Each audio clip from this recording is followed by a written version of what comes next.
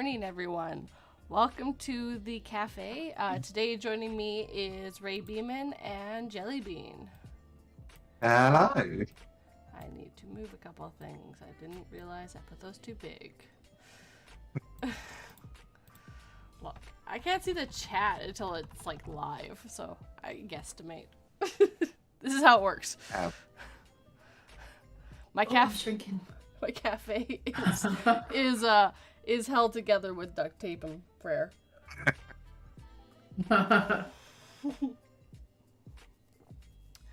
So welcome. Yeah, morning guys. Thanks for coming. Yeah. So welcome for Berries, General, and Derringer. And I think it was everyone I've seen so far. So welcome everyone.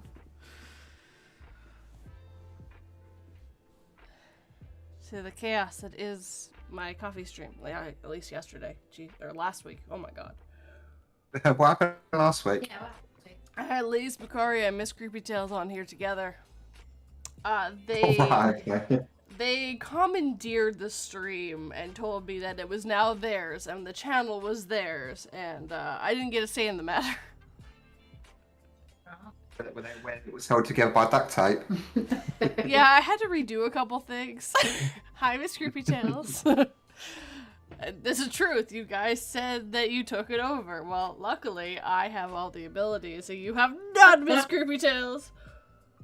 It still has, apparently. Thanks for coming, Miss Creepy's house. Welcome. Sadly, you can't get into the live chat. We are letting you borrow it. Oh my goodness. Yep, totally.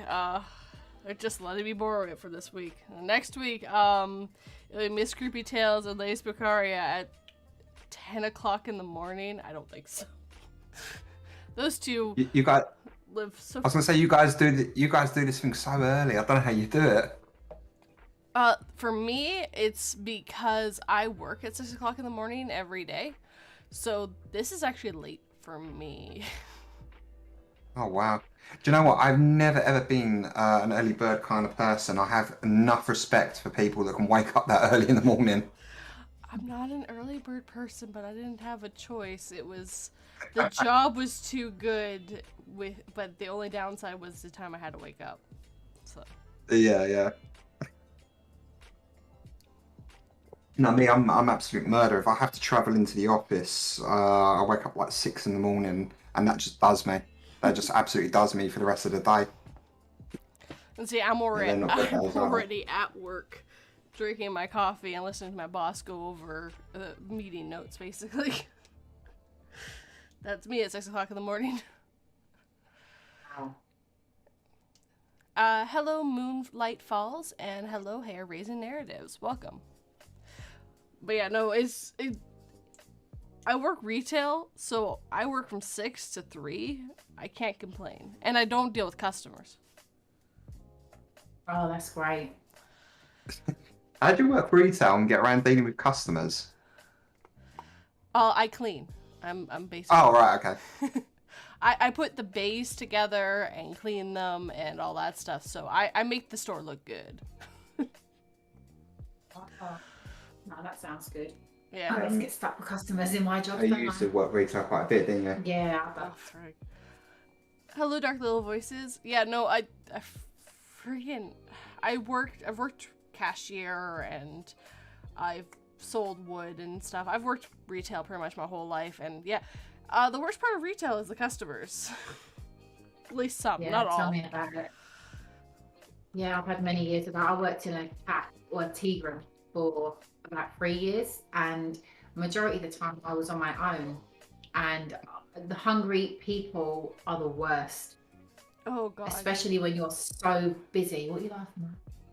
I've sold wood 42 recently, 22. I did sell wood though.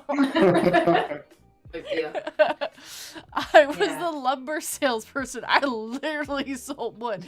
Hair raising asks, what if people ask you for help? If it's something just like where something is, I do that. If it's not, I go get them an associate that can actually help them. Yeah. I don't know the merch. I don't know how, like, they want a faucet. well, the faucets are over there. Well, I've got more questions than that. Well, it's like, here is the associate that can help you. Have a good day. She says she doesn't deal with customers, more like she's not allowed to work with the customers anymore since the incident.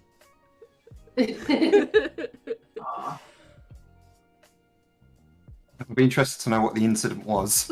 I need to know what the incident was. Alternative Night, welcome, and welcome Possessed Radio. The incident was, I literally... Actually, I have told customers that they were not welcome in the store and to get out before, so... You and me both. You can't do that. This is a private business, and we have the right to not serve you, so get out. Oh, what happened to me once? I was working in a Yeah. charity shop. I was assistant manager, and one Sunday I was on my own. I had no staff with me. Like, we just basically, it was just like the member of staff and then volunteers. But do you know what? I know what you're going to say. That was an incident, wasn't it? Yeah. So this week, like, it was Sunday morning, and I was on my own, no volunteers. So I'm trying to run the shop, and there was no one in there. It was quite cold, so the door was shut. Yeah. Guy comes in, and he looked a bit like, bit strange, let's say. And he's like picking up shirts and walking past the counter, going to, because we sell clothes, going to the mirror and going, what do you think of this? Blah, blah, blah. And I'm like, yeah, looks great. And then he stopped and went, I love you. And I was like, all right, thanks. Cheers for that. You know, always nice to know in the morning. Yeah. And then he went back to the, like where the shirts were and that. And then he was trying to say, I have no money. And I was like, well, okay, I can't give stuff away for free, obviously. You know, really sorry about that. Trying to be professional and, you know, caring and all that. And then he sort of got, I can't remember exactly how it went, but he just got really funny with me, really angry. And I was like, look, mate, I said, if you're going to walk out wearing it, fine. Can't stop you, but I walk all the place. And then he was like, he just got really funny. And then he started like putting his hand in his pocket like he was going to get something out. And I was like, oh man, is he going to have a knife or something? So I started like edging backwards towards the back, like the stock room. And then first of all, he threw a shirt in my face, didn't he? He threw the shirt. Yeah, threw a shirt in her face. After I said I'm going to call the police, he literally took off the shirt he was wearing, rolled it up into a ball and threw it at me. And I'm like, all right, fair enough, I didn't know it. Or whatever, you know. And then that's when he started rooting down his pocket. And I'm like, oh man, I need to get out of here. So I started edging backwards towards the door. And then when he see me, he chased me. Oh, he literally chased me to the back of the shop. Yeah, so this guy literally chased her to the back of the shop and she had to haul up in the back, didn't you? No, I was holding the door closed. Yeah. Like, luckily there was like a little door stop that slides underneath the door. So when I closed the door, I sort of kicked it out and then I shoved it underneath from the other side because this door had no lock on it or nothing, no handle, which is one of them push doors. Oh, so I'm trying to sort of kick the thing under the door and I've looked up and I've seen him running towards me and I'm like, oh my God, what do I do? And I literally just ran to the back door because we had a back door. And then when I got to the back door, I didn't hear him hit the door like to come in or anything. And I thought, okay, maybe he's gone. So I sort of creep him back to the door and there was like a little like slim like piece of glass where you could see through. And I looked through and I couldn't see him in the shop and I thought he might be hiding in the changing room. What do I do? So I phoned the police and that they weren't interested. They was like, oh, get someone out whenever we do. It's the police. Oh, Jesus. So I was like, what do I do? I've got no weapons or nothing. So I just like, then all of a sudden I see a guy in the shop, but this really tall guy standing there looking at shirts. So I was like, all right, there's someone in here, witness, great. So I opened the door and I was like, excuse me, is there anyone in the changing room? He was like, no, but I did see some guy run out of here as I come in. I was like, oh, great, he's gone. Thank God for that. Yeah, that's all you need working in a shop. Story there, isn't there? Yeah, that was not fun. Yeah, that was... And then we had someone who was drunk come in and basically think the changing room was a toilet and peed onto the floor. Yeah. Yeah, a lot of stories. Got a lot in there. Raven says he frequently tells restaurant staff that he loves them. It confuses them. Oh, right, yeah. Oh, yeah. It confused me that day, trust me. Dark Little Voices, Raven. If a random Raven said I love you, I'd be confused too. Alternative Night says that must have been scary. My night was, yeah, kinda. Yeah, you kind of see a lot of strange things living in London. As you get a bit desensitized over time, don't you? Yeah, because of the nature of the job I was working in as well. It did attract a lot of people that wasn't like fully. The people that could be considered. Yeah, Yeah. we'd have people come in and they'd seem all right, and then they'd just start throwing things around the shop, and then you're like, oh, okay, you know, they're special needs, that's fine, and you know, you just sort of roll with it. So when you have people come in and act a bit strange, I'm thinking, okay, it was normal to me at Yeah. that point. I was seeing it on a daily basis, and some of our volunteers had special needs and stuff. So for me, you know, it wasn't that sort of strange, but yeah, that one guy, he was just mental. I think literally, he was just like, he wanted trouble basically. So Well, it's a great story for the morning, isn't it? yeah, it just Yeah, well, at least you were smart and locked yourself into a room that you technically can't lock yourself into, so. Yeah. And had a way out. But I just can't believe the cops didn't want to show up. It's like, really? They never came. But I got a letter about a week later saying, we're sorry you was a victim of crime. I was like, what did you do about it then, did you? That's the thing. The police in England, you could probably be shot, and they'd still will probably not turn up for about an hour. Jesus. Yeah. I mean, you could report a crime, they just don't really care. I don't blame them. I mean, they are quite sort of stretched in regards to their resources, so it's not their fault. But yeah, it is not the best situation in regards to law enforcement in England. So what I'm hearing is you need to go to Canada. It's cold here, but I mean, I know a very good place where you can move, and there's lots of rain there. Tons. It'll be very close to England, actually. We're invited to move to Canada. Oh yeah, great. Well, the temperature you were telling me about earlier on, I don't know, we might need to skip that one. No, I'm not telling you to move where I live. I wouldn't mind experiencing a minus 41 time. Yeah, -40, that'd be interesting. Yeah. I mean, I'm at -3. General, thankfully she's not working there now. Yeah, that's really good. Yeah. Yeah, you guys, because you guys don't even live in London anymore. You live somewhere that's not London. That's all I know. Yeah. Thankfully, we left London. We're now essentially in the countryside, which we do enjoy, don't we? Farm life. Yeah, farm life. It's much better. London was all right years ago, going back about 20 years. Like when I had my children, fine. 80s or 90s when we were growing up. That was great, yeah. Then sort of my youngest was born in 2005. Probably about 2008 or 9 is when it started to really change, and I wanted to get out of there. And then it took me long enough to get out. But yeah, I wouldn't go back if you paid me now. It's literally got to the point now where I don't even like my mum being there. You know. Your youngest was born when I graduated high school. I feel old. Yeah. I'm so inclined to quote Raven in the best British accent I can. You got a license of being shot, mate. Yeah, innit? No, I was not planning for this to happen. Must have left it in the other trousers, hasn't it? Oh God, no. The only thing I've only watched like a few British TV shows. Red Dwarf, Doctor Who. Oh, Red Dwarf is classic. Yeah. And the IT Crowd. Oh, IT Crowd is classic as well. Yeah.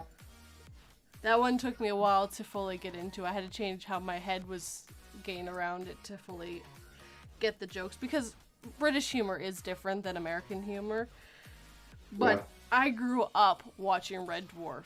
Like, my dad would put on PBS whenever they had their marathons, and we just watched Red Dwarf all day.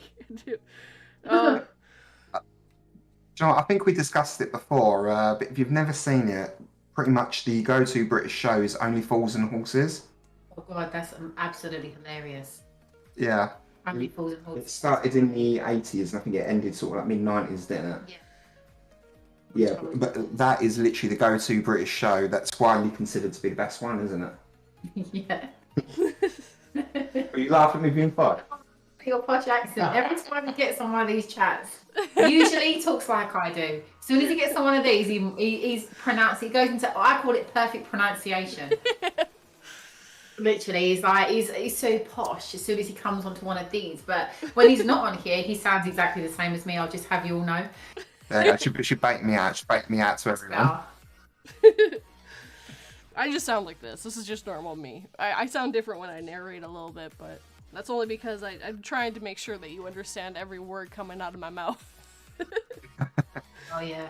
Do you know what I find? It's because I spend the majority of my day with my headset on, talking to people, being professional. It's kind of like a muscle memory. Yeah, when you're sitting there, yeah. Alternative Night says he loves Only Fools and Oh, Horses. no. Absolute classic. Love it. Glad you like it. Always one good thing that come out of London, England.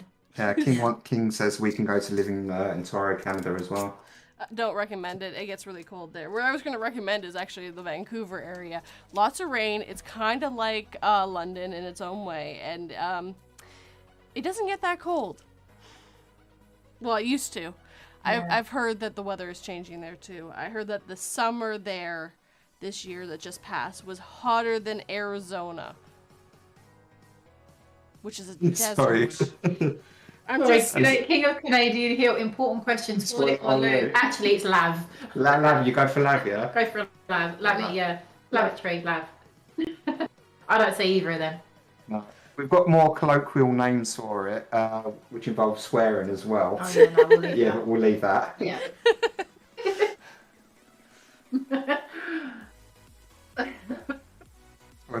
If we had to choose one, what would you go for? Toilet or leg? Toilet. Oh, it's got to be toilet, but yeah, toilet. It's a bit annoying, isn't it? Toilet. Toilet. No, it's not toilets, it's toilet. I'm going toilet. Toilet. I don't know. One of them. Yeah, I just say I have to go to the bathroom. Yeah, see, that's nice. You're not specifying. People know probably what you're going to be doing in there, but you know, it's just. And then the States call it a restroom. What are you doing? Resting in there, like? Yeah, I've never understood that. Resting, yeah. I'm just going to go in here for a little snooze, you know. Yeah, I'm just going to head to the restroom. That's what the couch is there for. You just have a little snooze in there. Yeah. I'll never believe it. I went in the bog and someone's resting. Yeah, you never believe it. I went in there for a slash. Someone's There was resting. someone in there. Yeah. Oh, don't. Oh my. Tarringer, the man and the myth, the legend, feeling better. He's been sick the last little while, so. Sorry to hear that. Glad you're feeling better. He's at least alive, which is good. It's only a bathroom if you can bathe in it. Otherwise, it's a restroom. Oh, that's a good point.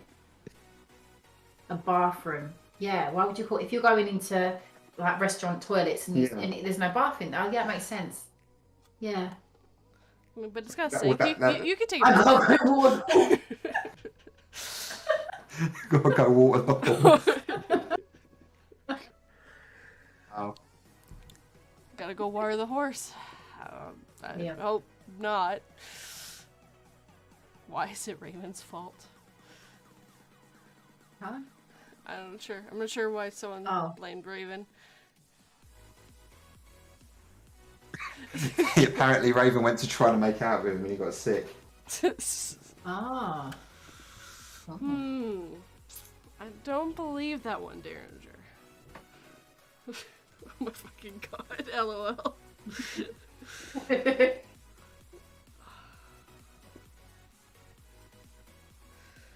Yes. I calmly bathe in the Applebee's bathroom. And yo, what the fuck, Derringer? You know what? I've got actually another story about work. I worked in this different cafes, and there was one of the staff members talking about washing in a like public toilet. Okay, right. There was this chef that started, and he was useless. And like I would finish there about 2:30. Oh, okay. Was this the first one you was in? Yeah. To go and get my kids from school. And one day the manager's come in and she was like, his name was Rudy. I'm not too sure where he was from. And she came in and she was like, was he here after you left? I was like, yeah, why? And she was like, I think he's living here. I was like, what do you mean? And she went, I come in this morning really early before we opened, before he should have been here. And he was in the toilet shaving. I was like, what? Yeah, literally. He was like living there. Oh, Jesus. It was living inside of the business, yeah. You living at work. Because he'd say to her, oh, I'll stay late tonight and I'll clean everything. I'll move everything out and I'll clean and all that. She's like, oh, what a good worker. I'm really putting in the hours. No, he was living. Yeah. Probably actually resting in the restroom. Exactly. He was sleeping in there. Yeah, bloody hell. So there was no bath in there, but he did bath in there. He did the bird bath. Yeah. Bath, yeah. That's, yeah. I tell you, you're throwing a bee there, it'll make it really easy, innit? Just like wash the face. Oh, don't.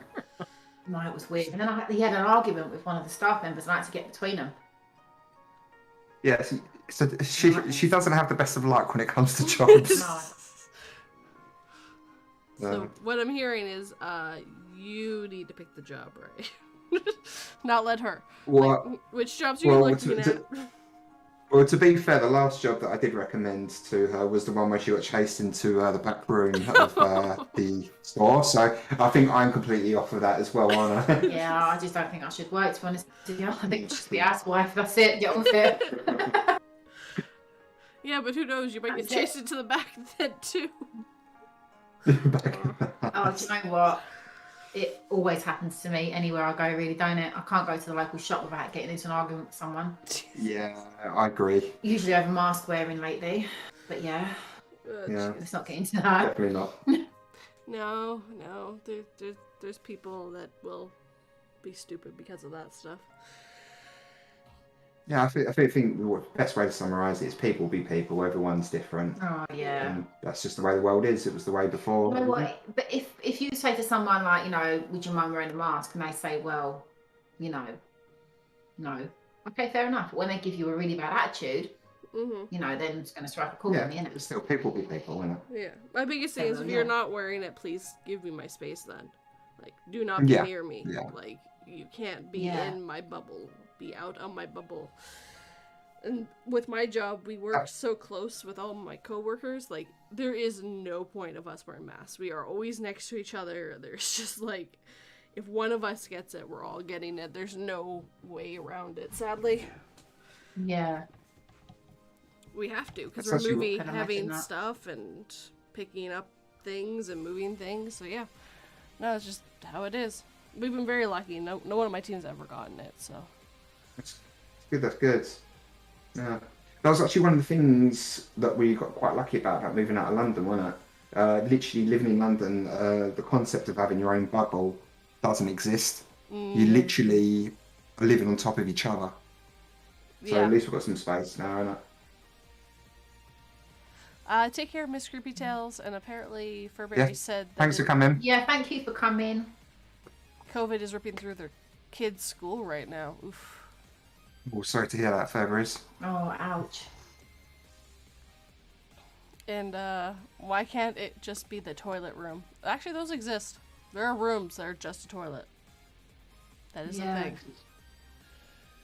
Which is weird. We have WC water closet. Water closet. I don't know what. Yeah. Even that perplexes me. There's water down the toilet, isn't it? Yeah. It's not a closet either, is it? Well, ours is though, isn't it? We've got a separate toilet and bathroom, so ours is quite small. Could be classed as a cupboard. I only have one bathroom and it's got everything in it, so, and it's still fairly small.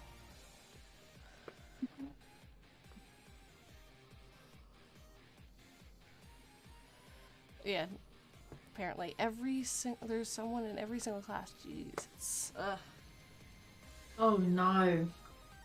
I think we've literally just, we kind of had quite a big surge over here, didn't we? I think it jumped up to like 200,000 cases in a day, like recently. Every day for like a few weeks, wasn't it? And now it's gone down to like 99. Yeah, but like 200,000 a day, considering there's like, 63 million people in the United Kingdom. It's gone through us now, isn't it? Yeah, that was quite a staggering amount. Yeah, it's definitely gone through the whole of the UK, I think. It says water closets. Numerous people keep water in closets. Yeah, we do. I had a buddy. Yeah, I was literally just about to read that one. Had a buddy that had his whole basement was just a toilet in the middle. I don't think I could. I don't think I could use that. That's just a little too open for me. Yeah. Had they keep the water in, wouldn't it leak all out onto the floor? Possibly, yeah. Yeah. This is why I don't understand water closets. Me neither. It's magic. There we go. Just There we go. Yeah, we'll just explain it with that. And that's Harry Potter logic. When you don't know what's going on, it's magic. If there's a Yep. plot hole, it's magic. 100%. Yep. Yep. I actually had one recently going, why did they need the Room of Requirement when they could just go to the Chamber of Secrets where only Harry could get in? And only Yeah. Harry could open. And I'm just like, yeah, why didn't they do that? There's just What's a even more basilisk down perplexed? there. Yeah, and what's even more perplexing is when you can conjure up anything with the like sort of a wave of a wand. What do you ever really require? Yeah. Yeah. You know, it's kind of... Poor J.K. Rowling. Well, I mean, there's always going to be plot holes. Like, I've never really... Like, I don't look for them anyways on purpose, unless it's, like, a blatantly obvious one. Like, really, you should have not left that there. But some of it's just like, yeah, no, the more complex you get, the more you have to let something go. And sometimes you leave a plot hole. Yep.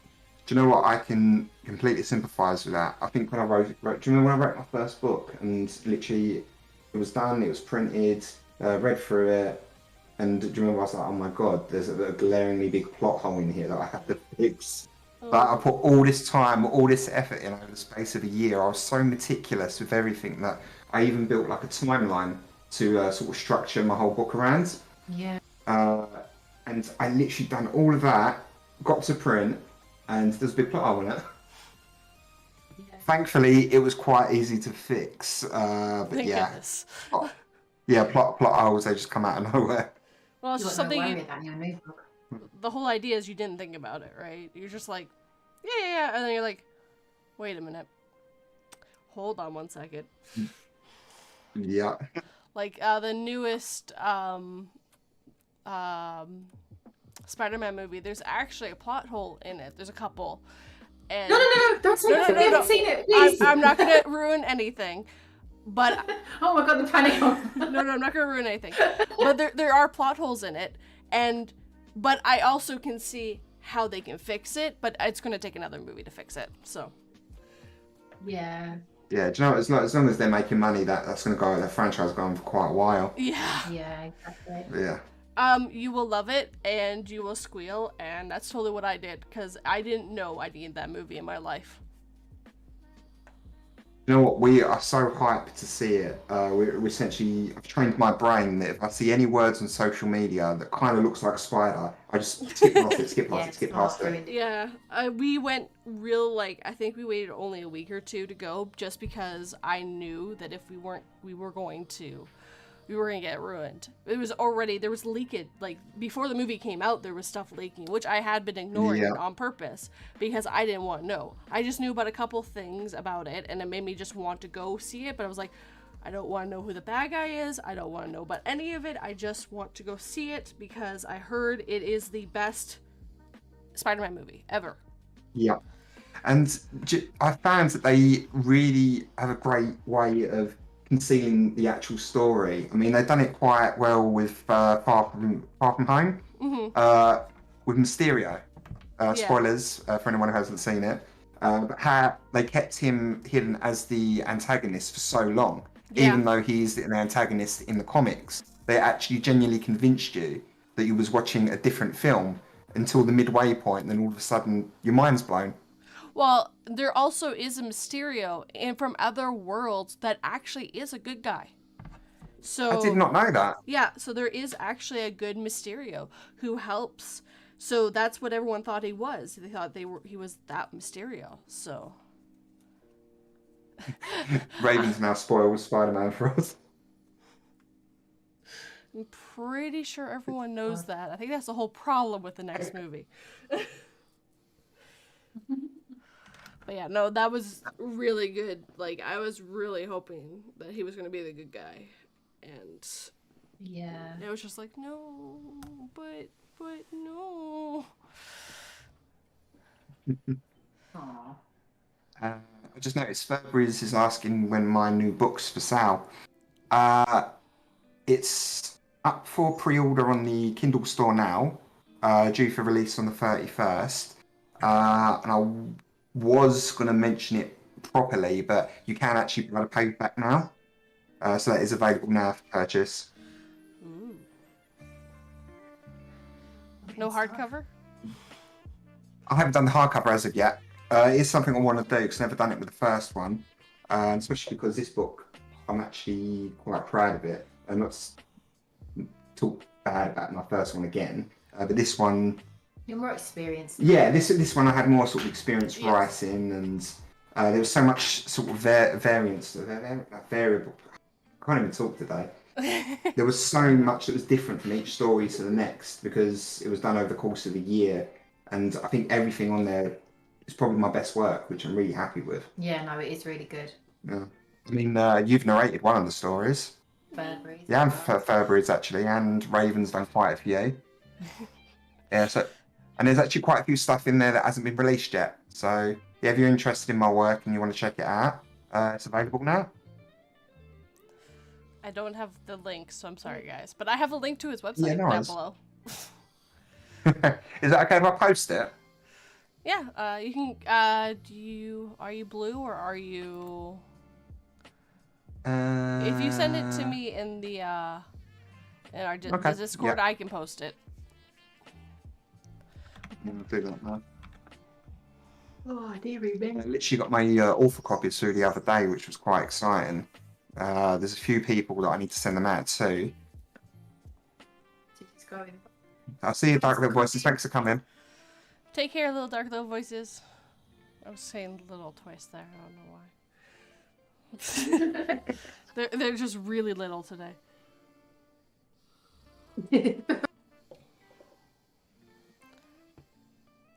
Oh dear.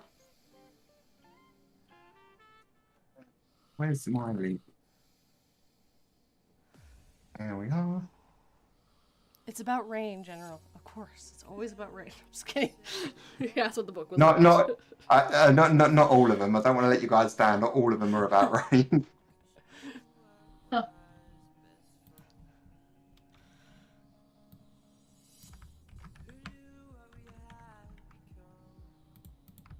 Yeah, most definitely, Furber's. I can do signed copies. I just need to figure out the logistics of doing that. Because recently I've been looking about how to send them across to America and stuff like that. And it's quite expensive for me to take care of postage. So once I figure out logistics, I will let you know. In general, the book is a compilation of short stories which I've written over the course of a year that have been submitted to various narrators, 42 included, Raven, Obsessed Radio, and so forth. And some that haven't been released. So it's basically a collection of 28 stories. That's a lot of stories. That is a lot of stories. You've written quite a lot now. Yeah, there is actually. I've written more, but they were for commission work. So I think over the course of the year, I've probably written about 35 to 40. Wow. Yeah, that's quite a lot. That's a lot. Jeez, I can barely write one a month. Well, I was actually surprised when I put them all together, how they actually pretty much made up a book. I mean, I think the book that's on sale now, 28, I call it 28, I think it close to 100,000 words. So there's plenty in there. And I know it's my book, but I think it's good value for money. Lots of stories. You get 28 of them, and you have tons to read. And it makes it easier to put it down when you need to, if you can. As a bonus, Jelly's story is in there as well, the one that Furberry's narrated. Stories though. Oh, well, they're all your stories. To me, for inspiration, he's like, I need to write a story. Help me. No, I won't lie. She does. No, I do have conversations with her when we need to get ideas. I think we spoke about it briefly in the Traveller's Tavern, didn't we, 42? We have a habit of bouncing ideas off of each other and sort of developing them that way, don't we? Yeah, no, Yeah. it's a really good process actually. We just sort of sit down and, you know, just start talking about the smallest idea, and Yeah. it just grows. And before you know it, you've just got this It's really story, cool yeah. story. Yeah. Yeah. A lot of my stories do that too. It's just like, what if? And that's where it grows. I actually wrote just one for hair-raising narratives. He's got one for narrators for 3 minutes, so it was also a very tight thing. And I was just like, what if there was a bean that watched you your whole life? And that's literally all the story I came up with. A what? A bean, something watching you your whole life. Just something you didn't even know to Oh, exist. she said a bean. Like a baked bean. Yes, a baked bean was watching you your whole life, and That Pines can is giving me dirty looks. That was so funny. But sorry, 42, you're saying it's about a being that is watching you for your entire life. Yeah, Yeah. that sounds really cool. yeah, and I'm going to sit down and expand on it, but again, I only had 3 minutes. It's actually 3.5 minutes long, and I think it did really good, and there's a little bit of hint in it about something else too, so me and hair raising were talking about it. He's like, that felt like it came out of left field. I'm like, well, I tried to hint that this was kind of happening, but I mean, I've got such a small area, so I just wanted to see what I could do with an idea. So Do you know what? I'm such a big fan of foreshadowing. I absolutely love it. Especially if you can pretty much tell someone what the ending's going to be and they don't realise it until the end. Because it's kind of like you can go back and reread the story again a second time and it means something completely different the second time you read it. yeah. So I'm such a big fan of foreshadowing. Actually, the most epic foreshadowing I've ever read was in the Harry Dresden series. The first book, he foreshadows the big bad that doesn't show up until like the 15th book, I think it was. Oh, wow. Yeah, there's something that happens and you don't think anything of it when you read it the first time, but when you go back and the big reveal has happened, you go back and you realize actually what Harry was seeing. And you're like, oh my god, he had this plan from the beginning. This has always been the bad guy. This was always in the background. You just didn't realize it. But Yeah. that guy's writing 23 books in the Dresden Files, I think he said it was, and I'm seeing where he's going now with the last few, because I think he's on book 16. 16, wow. Oh yeah, no, he's been writing since like 2000, these books. Wow. Do you know what? It does show so much dedication to your craft. Like, it shows that you knew where the story was going from the start to the middle to the end. And it rewards people that read it. Yes. You get something more, don't you? I Yeah. mean, like I said, you can go back and reread and pick up different things. Exactly. I think I became a fan of it from The Sixth Sense. I think that was the first film that proper made me appreciate how effective it can be. Yeah. When you do it right with the foreshadowing, and yeah, it really, like, if you know what you're doing, you know how to set up, so when the big reveal happens, you're like, oh, and it's, yeah, I think, like, you only did, like, 1 or 2 movies that were any good, and the rest were, like, eh. The Sixth Sense being one, and I can't remember the other one. Unbreakable. Yeah, that was the other one that he did that was really Yeah. I think Signs and The Village were passable. I don't think they were on the level of Unbreakable or The Sixth good. Sense. No, Yeah. and their twist didn't make sense. Like, my biggest problem with Signs is you come to a planet where you're allergic to what covers most of it, and you're not wearing suits to protect yourself, and where it's literally all over. Like, no, that makes no sense. And then, what was the other one? It was Signs. Especially if you're especially if you're technologically advanced enough to travel to another planet, Yes. surely you must know that there's something very fatal to you on that planet. Exactly. And then the village, the twist was interesting, but there was no proper lead up to it. It came out of nowhere, and that was the problem. Like, it's not Yes, like The Sixth Sense. And anyway, The Sixth Sense has a lot of lead up to what the ending was there, and it does make sense in the context of the story. yeah, and then you get to the end of Village, and you're like, how was I supposed to figure that out? There was nothing to help me figure this out before we got to this point. Yeah. Yeah, do you know, I love twists, but you have to really plan them out, and you have to really put in the effort to make sure they come across exactly as intended. Yes, exactly. Yeah, you can't just throw a twist in. Like, Yeah, oh, so right at the end, by the way, this is this. yeah, like, oh, you know that guy that this whole time seemed like the best guy and had no hints of being twisted anywhere? He's actually the bad guy. But Yeah. there was no hints that he was bad in any way. There were no underlying ticks for this. So it's just like, no. Raven says Science was a satirical jab at capitalism.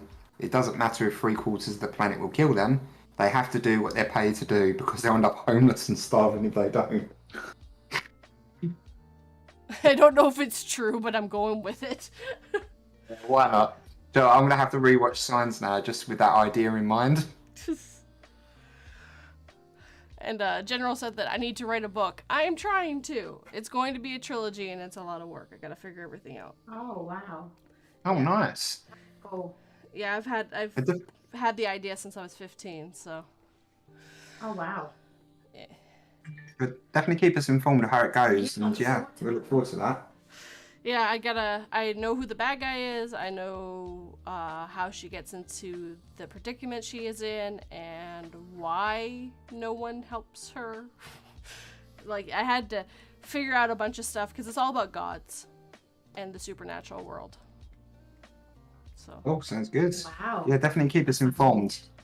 I will, once I figure out how to write it. And my husband's also going to be co-writing with me because he's actually, he made the character that's one of the bad guys, and he just happened to have the perfect character pre-made to fight my character. It was just like, okay, are you sure we just randomly met? Because that's weird.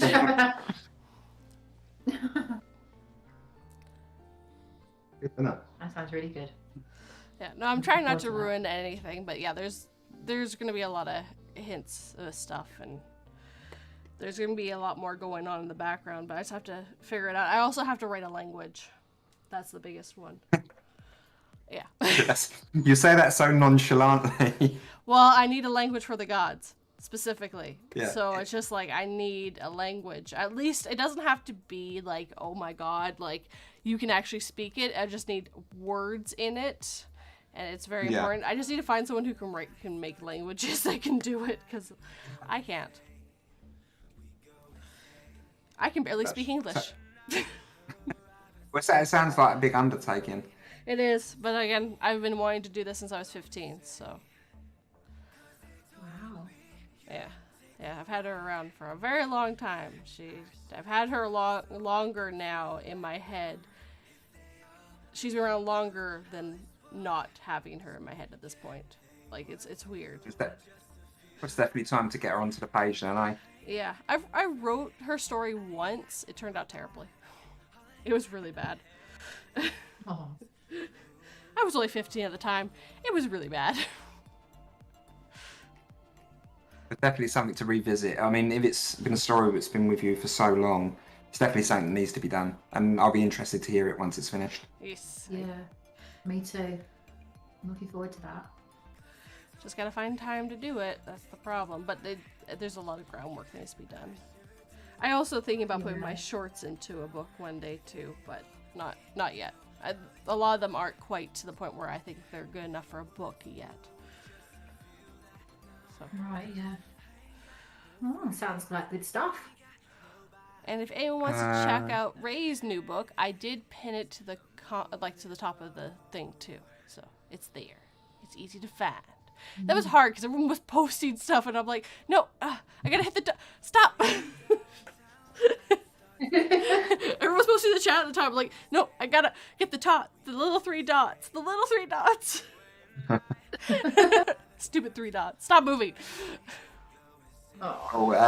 Yourself and a few other people will be happy to know I did thank pretty much everyone that's narrated my stories in there, so you guys are in the dedications. Yeah.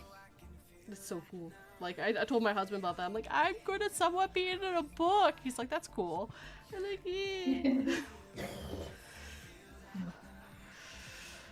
I mean, of course, my username, but it's good enough. I've also picked out my pen name, so it's not going to be 242. Oh, yeah? Yeah. Are you going to tell us, or? I don't fully want to quite yet. Alright, don't worry then. Because it actually is partially my real name, so. Okay. Yeah. I'm not doing my full real name, so I can still somewhat hide myself, because people are crazy on the internet, if you haven't noticed. Yeah. It's scary. I've seen such weird things on the internet, people doing stupid things to people because they thought it was funny. It's just like, that's not funny. Yeah. Though, sending someone a glitter bomb is funny. A glitter bomb? Just the glitter bomb. I've Not the stink glitter bomb. Just the glitter bomb. I've never even heard of that. Is that exactly as it sounds? Yeah, you open the box and glitter goes everywhere. Bloody hell. A guy... Windows and my car on fire. Oh, sorry. So a guy was getting his Amazon packages stolen over and over again. So he decided to make the ultimate glitter bomb with 4 phones in it, so he could record from all angles. And it would, when you opened it up, it would shoot glitter everywhere and then use a stink spray so that they would want to throw the package away, because he didn't want them looking too far into it, because it did have expensive phones in it. So, yeah, he's an engineer, and he got famous because of that glitter bomb. I'm literally going to watch videos on glitter bombs after this. I did not know it was a thing. Yeah, no, me neither. Yeah, no, and it's just the amount of, like, I've seen glitter get everywhere. I've had to deal with Christmas. Christmas is covered in glitter. It's disgusting. I will find glitter in my car until next Christmas. It just gets everywhere. No, it really does. Yeah, just so it's like, yeah. So it's so funny because I'll like see glitter every once in a while on my coworkers. I'm like, you have glitter. Were you anywhere near the Christmas? Wow. They were saying, when the pandemic started, they were saying, imagine COVID, like if someone coughs or sneezes, imagine they're sneezing glitter, and that is how hard, like how much of it is around you. Very festive pandemic, wasn't Very it? festive pandemic, yeah. That's you. Glitter all over. You're like, no. So I can't be angry, really. There's glitter everywhere, isn't it? Oh wow, yeah. Imagine what the hospital would look like. Oh my god. It'd just be glitter. They would see glitter for the next decade. Every time you sneeze glitter. No good. Or fart. You and your farts. That would be epic. That'd be off. That would be a glitter bomb and a half. There you go. It's a question for you, actually. When are you doing another story? I'm not. You're not? No, I will. I am, yeah. I've got a couple of people that are waiting. Yeah, that story was really good. Like, I was like, well, why can't thank he you. do anything? Oh, that's horrible. Oh, that's sad. You know, I thought that was a very good idea. I really did like that one. Yeah. It's basically all Furberry, so I just see the purple bear and that was it. That's what Furberries is. He's just a stuffed animal that tells you a story. Yeah, exactly. And I just thought, you know what? I watched his videos and that, and the bear's always telling other people's stories, and I thought, how cool would it be if the bear was telling his own story? So, yeah, Furby's like the idea, and that was it. Yeah, telling his own story that you can't hear, because he can't tell you. It's not in his programming. And it's just like, it's not his programming, but he's talking to us. Why is it? What? Actually, that's a really good point. Wow. He can't talk. He's only programmed. So how is the purple bear sitting there telling the story? No, because the whole point. Do you remember when we run it? You run it by me, and I said it's probably that when he's saying about like his purpose and retelling things, the story you're hearing is not a story you're hearing. You're watching it because he's the camera, isn't he? Yeah, but what about when you're watching it on YouTube and he's sitting there telling you the story and his lips are No, moving? no, but it's talking no, about. but it's not. What I'm saying it's not the literal way he's telling it, is it? So basically, he's telling it, he's talking it, but it's actually him just ritually showing it on a TV. Okay. That makes sense. No, but yeah. Look, sometimes This is magic. Yeah, magic. Sometimes there Yeah, are it's magic. Yeah. there are plot holes, but that's fine. That's okay. Sometimes, well, in all stories, you have to put some of your disbelief to aside to actually enjoy a story, because if you are listening and going, no, everything has to be right, well, it's like, well, no, because one, people forget stuff. Even true stories, people forget things to fully put all the pieces together.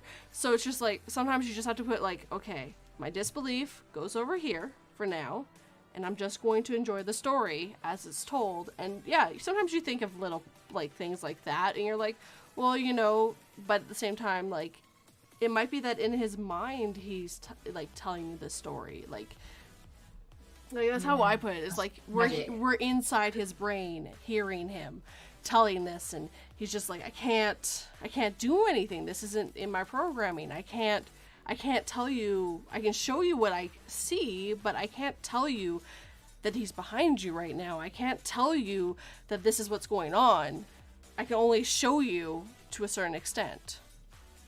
Yeah. Yeah. But then he can sit there on YouTube and tell you the story of his lips moving. Shh. He got an upgrade. You're thinking too deeply into it. Do you know what? My new thing now moving forward is if there ain't a good plot hole, I ain't listening. That's it. There ain't a plot hole? Nah, not interested, mate. Well, and again, it's just like that could be his origin stories if he decides, or it's just be a story that tells details. It's fine. It's just, it was a really cool story. I really enjoyed it, and I overthink things sometimes. Oh, thank you. No, you know what? I said exactly the same, to be honest, didn't I? After I listened to it, I was like, there's problems. And he was like, no, there isn't. It's fine. I'm like, no, there's problems. No, it isn't. I was like, all right, run with it, whatever. Hold it together by duct tape. Yeah. And a prayer. Duct tapes and a prayer. Yeah, and a prayer. That's it, yeah.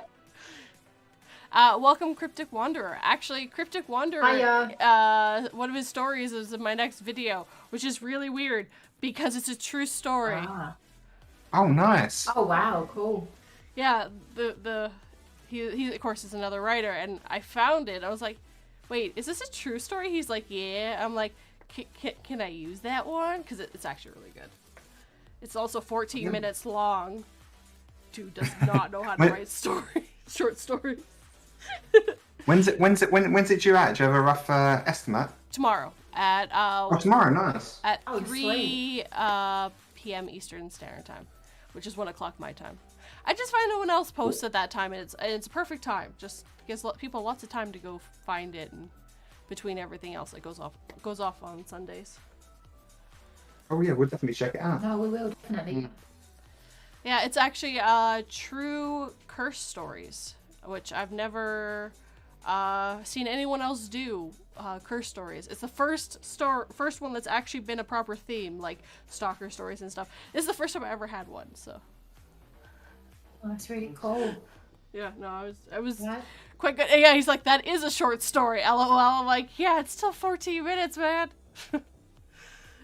Short story to me is like anything under 10 is a short story. Like, there is shorter stories, but that's when I think of it. Like, if it's 10 minutes or below, it's a shorter story. If it's above that, it's a medium story. If it's past a half an hour, I'm probably not going to touch that story.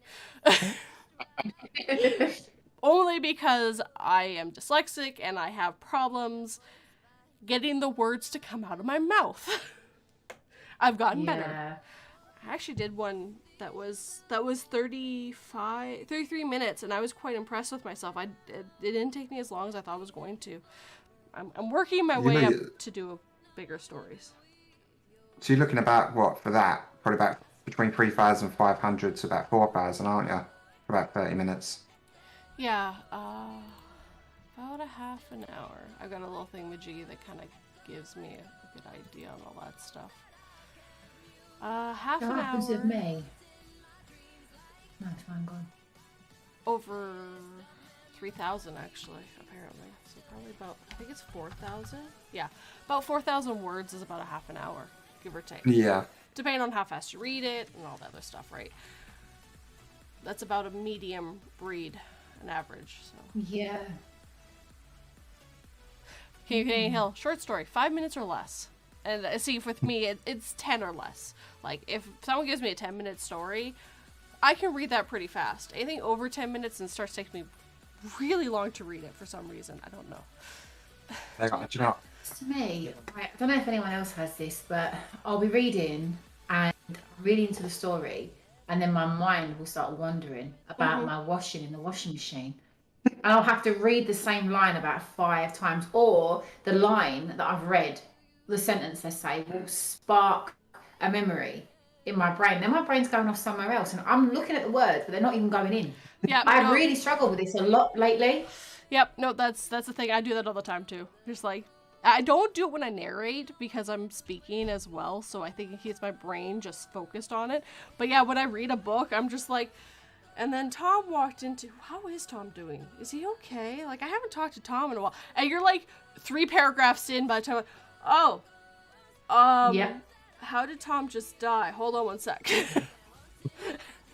I'm exactly the same. Like I'm reading at the minute Ed and Lorraine Warren's The Demonologist. The Demonologist. Yeah, I've had this book for over a year, and I'm more longer than that. I think I bought it for you 2 Christmases ago. Oh, there you go. Then that long ago, and I've not got to the end of it because I start reading it, and I think I'm about the 4th chapter or something in, and I end up I don't know what's going on. Like if you ask me now, what have you read so far? Don't know. I can't remember. Do you know what I mean? It's like, or certain parts of it I can remember. Like there's, like when they go to pick up Annabelle, and there's little things that happen and all that, which is really cool. But that really grabs my attention because it's like, oh my god, it's Annabelle. And when I'm reading it in my mind, I'm picturing Annabelle and I'm seeing the doll and all that. But when it's like a story that I can't really relate to or not been in that situation or whatever. I never used to have this problem years ago. I could read for like hours and hours. I was always reading, but I say in the last sort of 3 or 4 years, I really struggle to hold anything in my brain when I'm reading. So yeah, it's probably your brain's too active. So Yeah. when you're reading, it should be like downtime. So you sort of absorb things more. You're not always thinking. So maybe maybe it's the time you're reading. If you're reading during the day, maybe you should try reading during the night. I used to read at night when the kids went to bed about 8 o'clock, and I'd put the book down at like 3 in the morning. Maybe that's why. Yeah, I was a big reader. When my kids were little, they'd go to bed about 7, 8 o'clock, and I'd have nothing to do. And I literally would just read and read, and then I'd look round and it'd be like 2, 3 in the morning, and I'm like, oh my god, I need to go to bed. Tell everyone what you used to read until about 2 or 3 in the morning. Martina. No, about a famous serial killer. Oh, geez. Oh yeah. Oh, I used to read Jack the Ripper and all that, yeah. And then I used to think that someone was in my house, and Your brother's like, no, I'd sit Yeah. You're just like, there's someone in my house. It must be Jack the Ripper. Wait. He's got Honestly, I was on my own with the kids. Yes, I was on my own with the kids at that point. Me and their dad had split up. And I was living in the house on my own. And their bedroom was next to mine. And I had this big, massive knife in my room. Like, not huge, like just a kitchen knife. I had that in my bedroom because it was just me and the kids. And I thought, obviously, I need something upstairs with me. So one night, I think I'm reading Jack the Ripper or something like that. I don't know what I was reading now. And I started to hear like creaking outside the door. And I've not lived there long, probably about 2 years. And I'm like, oh my God, what is this noise? And I can literally like trick myself into believing there was someone out there. And I'm not joking, I'm standing the other side of the door with this big silver knife in my hand, shaking like a leaf. And I'm like, what do I do? Do I open the door? Do I not? Like the kids' room's next to mine. What if they're there? And eventually I opened the door and there was nothing there. Absolutely nothing. And I was like, well, what a letdown. Worst twist ever. Yeah, literally not fresh air, nothing there. I'm like, okay, well, I really need to go to bed now, innit? Madness. Yeah, I've there's been a few books where I was reading and I always had the rule that like check the time when I'm at the end of the chapter, and that's how I always like stopped myself from going too late. But I'm pretty bad still. I still like some days I'm like one more, just one more chapter. We're good. Yeah. Apparently, Cryptic Wanderer shares the same name as a serial killer. Yeah, I just see that. Hey. So he's That's now cool. Tim Bundy. That is now his name. So that's like one of the. I don't know. It tickles me to imagine his first name's Zodiac. I mean, who calls their kid Zodiac? I know. They great. Pick up some cool. Yeah, so your mind needs the rest. Yeah, thank you. It does. It really does. Yeah, that's the problem. I'm an overthinker. If you have other things going on, your brain will be like, we don't have time to deal with this. It's like, well, no, this is what I'm wanting to do. This is what I want to do. Everything else can wait. This is what I want to do. Yeah, it's so hard for me though, because as I said, it's simple things like I'll be reading a story and one word in that story will trigger a memory for me, and then bang, I'm just back somewhere else, you know? You do get easily distracted. Very easily distracted. Only in the last, I think it's age, to be honest with you. Since I got to 37, went downhill. Okay, so don't get to 37. Got it. Yeah. I'm hooped. I'm not that far from that now, actually. Well, I'm 41, so. That's a weird thought. Darringer wants to know what my favourite vegetable is to grow in the garden. I've never actually grown any vegetables in the garden. But what do you reckon? What would be the best vegetable to grow in our For garden? you, probably cucumber. For me, cucumbers, yeah. Yes. I want to go with cucumbers. We're not going to elaborate on that. We're just going to say cucumbers. Yeah, I'd say cucumber. Or strawberries. Actually, no, that's not a vegetable, it's a fruit. Don't worry. We can have strawberries as well. You are a strawberry If it's fan. not a vegetable, we can grow some strawberries. Yeah. Oh. That just shocks face.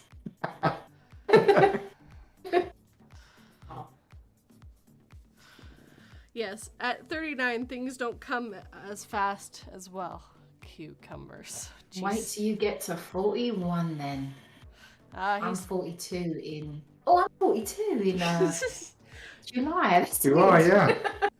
So yeah, I'm going to be 39 this month. Oh. Yeah, I remember being 39. I keep thinking Furberry's is younger than me. He's not younger than me. King of Canadian Hill, I know, is older than me. But yeah, I kept thinking Furberry's was like 20-something. I'm completely wrong. Am I the yeah. Might be. How old are you? I'm 28. You're old people. Thanks. Derringer, get out. Go hide in your bed. Probably actually is. I'm not joking. When you get to 40 and people are like 36, 37, you're like, oh my God, you're so young. Do you know what? I can't remember what age I got to, but I just stopped counting. Like, I don't see the point. I just stopped counting. I mean, there's sometimes like, I turn to you, don't I? And I say, wait a second, how old am I? All the time. Yeah. Sometimes I have to remind myself how old I am. Well, I keep Don't track tell you of you're it like 50. for two reasons. One, because certain things change at certain ages too. I swear my taste buds have been changing again because I used to love French fries. I don't enjoy them anymore. Like, I can eat them. I'll have poutine and I'm like, at this point. But I used to love poutine and French fries, but I love potatoes. Like, I'll still have a baked potato and be happy. But yeah, for some reason, I just don't enjoy French fries anymore. which is fine. I have a roommate Oh. who will kill you for French fries, so I can just give it to him. There you go. Here are my French fries. Please do not kill me today. Oh, yeah, 30s party. Ah, There you go. King reckons we're lying. no, I'm definitely 41. I'm 20, You, 20-year-old. this is the thing, you do not look like you're 40. You No. don't. Yeah, it's makeup. It's good makeup. No, I would never have guessed you were anywhere near your 40s. I would have thought early 30s. Oh, thank you. Just what that happens a lot, you know. When I go out with the kids and that, people think that my son is my brother, Yeah.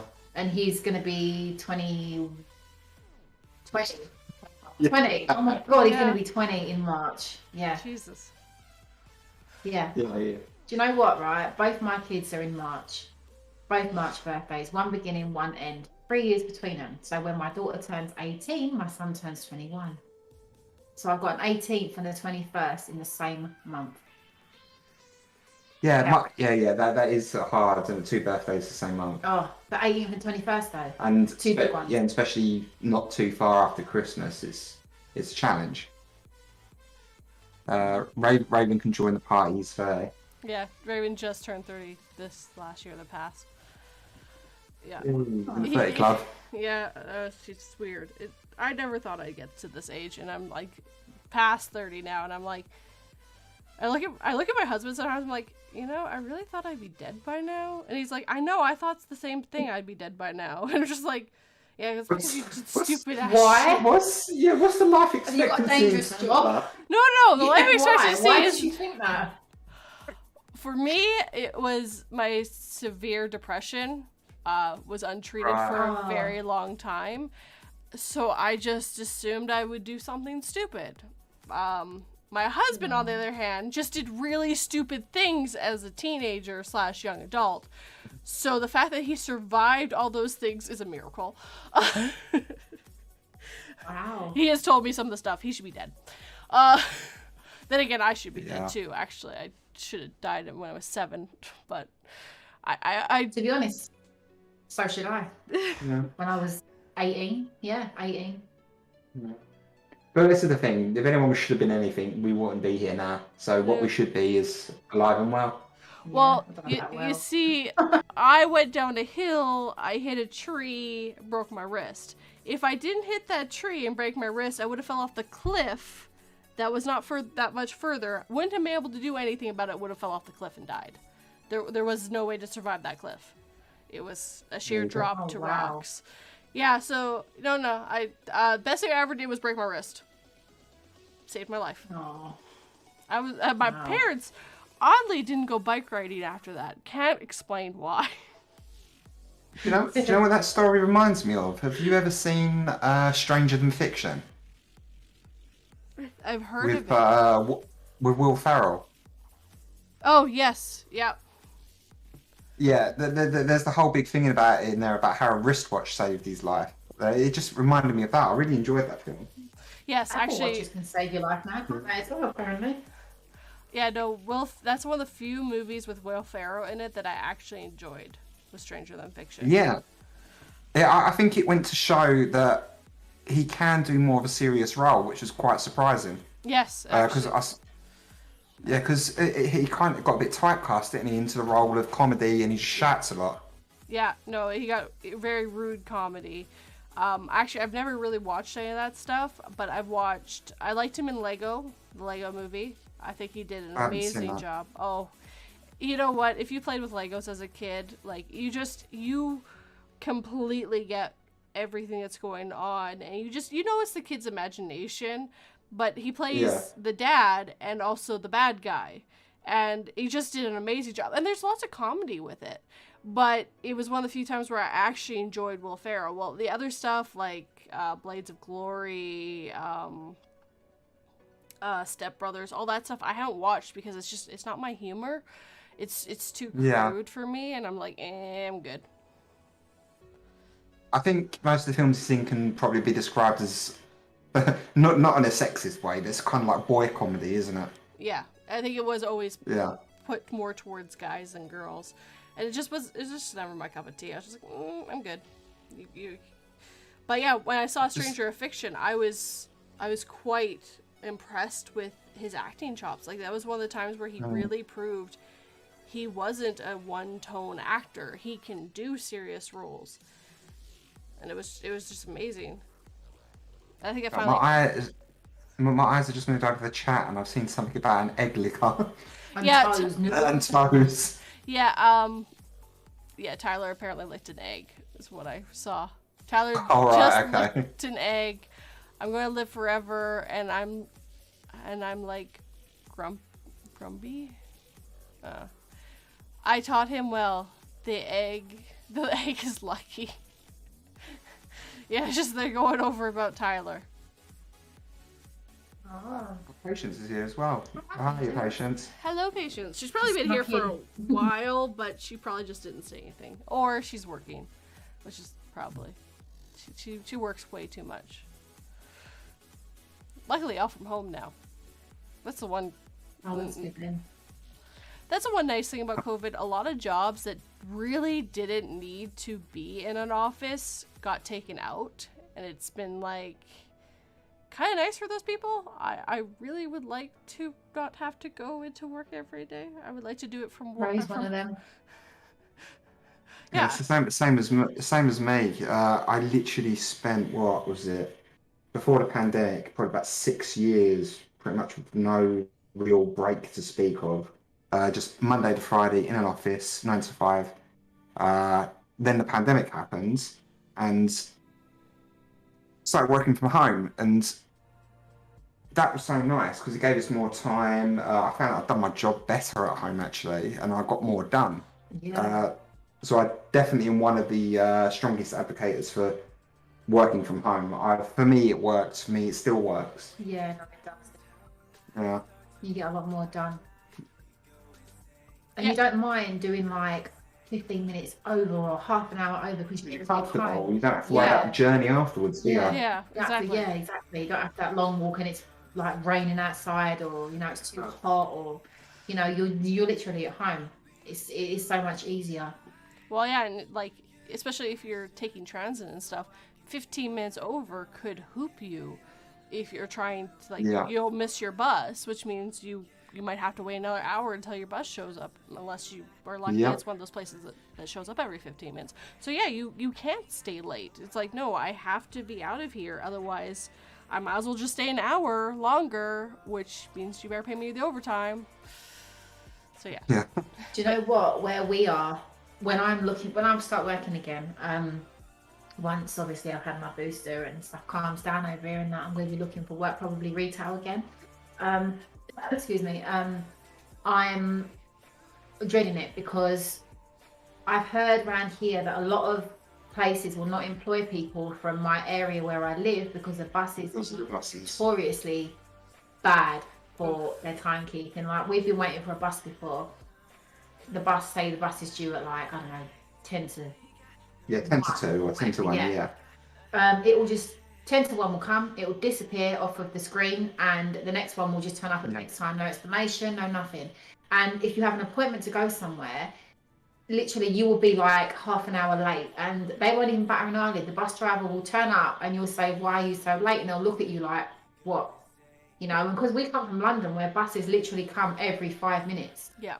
And here, it's like 1 an hour. Yeah, you have to really sort of plan your day out. Yeah, like just a trip to the dentist is your entire day. So yeah, it's really different here. And obviously Ray has to go in. For a while he was going into work 2 days a week, weren't you? Before the cases went high again. Last summer, from August until November, he was going in. Wednesdays and Thursdays, yeah. And it's a long old journey. Yeah, definitely. You wake up at 6 in the morning, get home at 6 at night, really, wasn't it? Yeah, it was. So working from home is definitely better, and now we're living here. Yeah, what's going on? Raven says he's going to have an English muffin. Oh, and King says he'd lick an egg if it was hard boiled and there's salt on it. I'm sorry. Welcome September Dragon Auto, or as I will call you, January Dragon Auto, because it's January now. I just changed his name to the month. Derringer's off. Catch you later, Derringer. Who's Tyler? Tyler. Tyler? So Raven's cat. yeah, Raven's cat, Tyler. Oh, it makes sense now. Yeah. I was thinking, where's the egg? Who is this Tyler? It is a cat. It makes more sense when you realize it's a cat. Out of context, it's a bit confusing. Yeah, I think Tyler's a bit strange. Tyler likes an egg and he Makes likes sense, toes. What the hell is going on here? Yeah, it's like, who lives with you? September Dragon. Now. Laughing at me. Just keep changing your name. Just every month I'm changing his name. I don't know. It started because I like September was such a bad month this year that I was just like, I'm so like not even wanting to see September. I'm like, that's it. We're changing your name to November or whatever.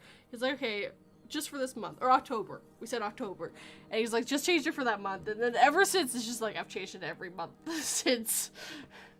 Did you think Tyler was a person? Yes, Tyler is a very person name. Yeah, I did. I thought Tyler was a person. I'm like, who is this Tyler? Why is he licking toes and eggs? And who is this? I had to ask. I'm sitting there reading it thinking, this is strange. I'll have to ask in a minute. And it turns out to be a cat. Yeah, I fully thought it was a person. Don't worry. Tyler's just an odd person. Actually, I was talking to Derringer yesterday about what he looked like and stuff, and I had mentally pictured wrong. But now he is a giant Tyler that's 6'6" with a beard in my head. It's a very odd picture, and I cannot draw it, sadly. Well, that threw me off because I see that earlier in the chat. Someone said Tyler and something about height or something. Yeah. Really? I think so. Yeah. So that's why I thought it was person, and I'm like, oh, okay, this person likes eggs. Sweet. Really likes eggs so much that he wants to lick them. You got to lead with Tyler the cat, Raven. Yeah, you have, especially around me, because I'm going to forget that. It doesn't help that this is on my channel, not Raven's channel too, so that makes things a little more confusing. Yeah. Hello, Dylan. Welcome to the chaos that is my coffee stream. As always. It always Held together by duct tape. Yep. Duct tape and a prayer. Smile. Yeah, and a smile. And so yeah, where was we? We was talking about toes and eggs. Kind of got a bit distracted, didn't we? Yeah, what was we talking about before that? Oh, work. When Raymond stuff. Yeah, staying home. Like I've made jokes with my boss a few times. Like, can I take some of the stuff home and just start cleaning it? Doesn't work for my job, sadly. And you can't really sell things without the doors open. Well, I mean you can, but it just doesn't work as well.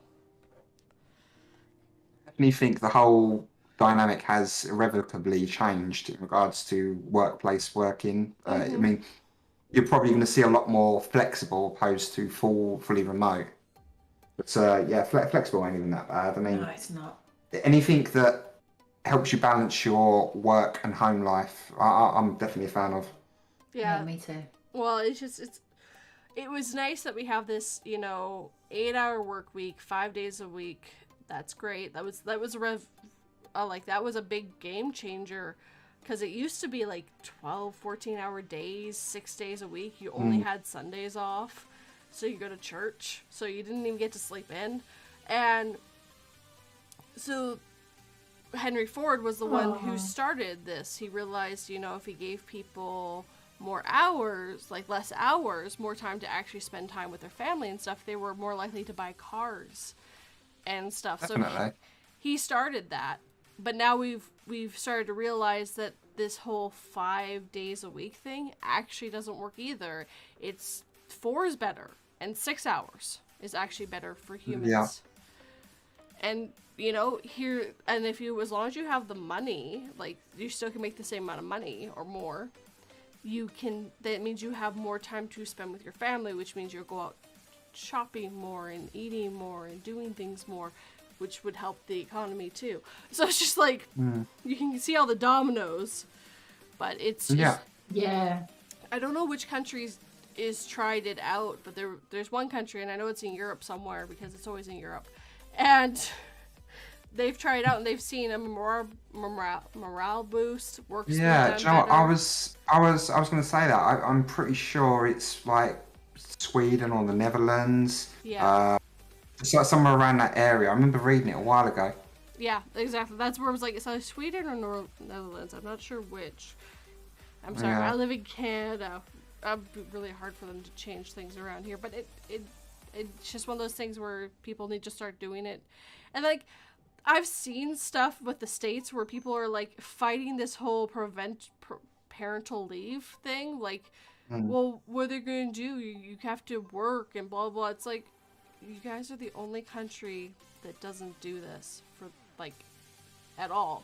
Like, you can get leave, but it's not paid for. So how can you take the leave unless you're rich? Like, the whole idea is that the government pays you or your benefits do while you're out, so you can take care of your child and have some time with them as a baby, especially since it's really hard to find daycare and stuff for a baby. So Yep. Yeah. it's, well, and I mean, I can understand it. It's very hard to take care of a baby. It is not easy. They need a lot of attention. And so it's just like, well, yeah, it makes sense. And there are people who never go back to work afterwards, who realize that that's what they actually wanted in life. And there's people who, they're more than happy to go back to work, and they were just happy to have some time. And the whole talk about, like, well, why does the guy get it? Blah, blah, blah. It's like, because they had a kid. Yeah. To get to know their kid. Like, why is this difficult to think of? So yeah, no, it's just, that one's called maternity leave, I think. Paternity. Yeah, paternity over here is like 2 weeks long. Maternity is to the father. Yeah, you only get 2 weeks, whereas the mother gets a year. Yeah, maternity is. You only get a year. The woman has to take 3 months no matter what, because it's to get fully healed and if there was any complications. So, and then they can switch it where the husband stays home afterwards for the rest of the 9 months, or you can do 50-50 where they both take 6 months together. So there's a few ways to do it here, but yeah, so basically the woman has to take 3 months off, which is fair. You pushed a baby out of you, take some time, you need it. And then if the husband actually... Nah, do you know what? Sorry to cut across you, but in some countries, they give birth and then go back to work immediately. Yeah, the States is like that. Literally. Yeah, you give birth and get back to work. Why aren't you working? Well, it's like, well, I just pushed a baby out of me. I would like, to go lie down in a bed for a couple of months maybe, or, get to know this beautiful baby I just gave birth to before I go back to work. Yeah. Nah, you just go back to work. It's like, no. Yeah, no, definitely. It's heartbreaking. Just seeing people literally working themselves into an early grave is quite difficult. Yeah. I think if there ever was a silver lining about everything that's happened with the world in the past couple of years, it's the fact that we did slow down and we did take stock of the way the world was working before. And I think a lot of people have realised that it didn't work. Whatever reason, that they've made small changes to their own life, big changes to their own life. The company needs a lot of money as well, because they're hiring office spaces for nothing. Yeah. Yeah. But yeah, I think it's given us quite a good opportunity to press a reset switch, and rarely do people get that opportunity. So I think that is one silver lining. Yeah, no, definitely. Sadly, all the huge changes we've ever had, like economy-wise, has been evolved around a pandemic or a war. Those are the two things that have done the biggest changes.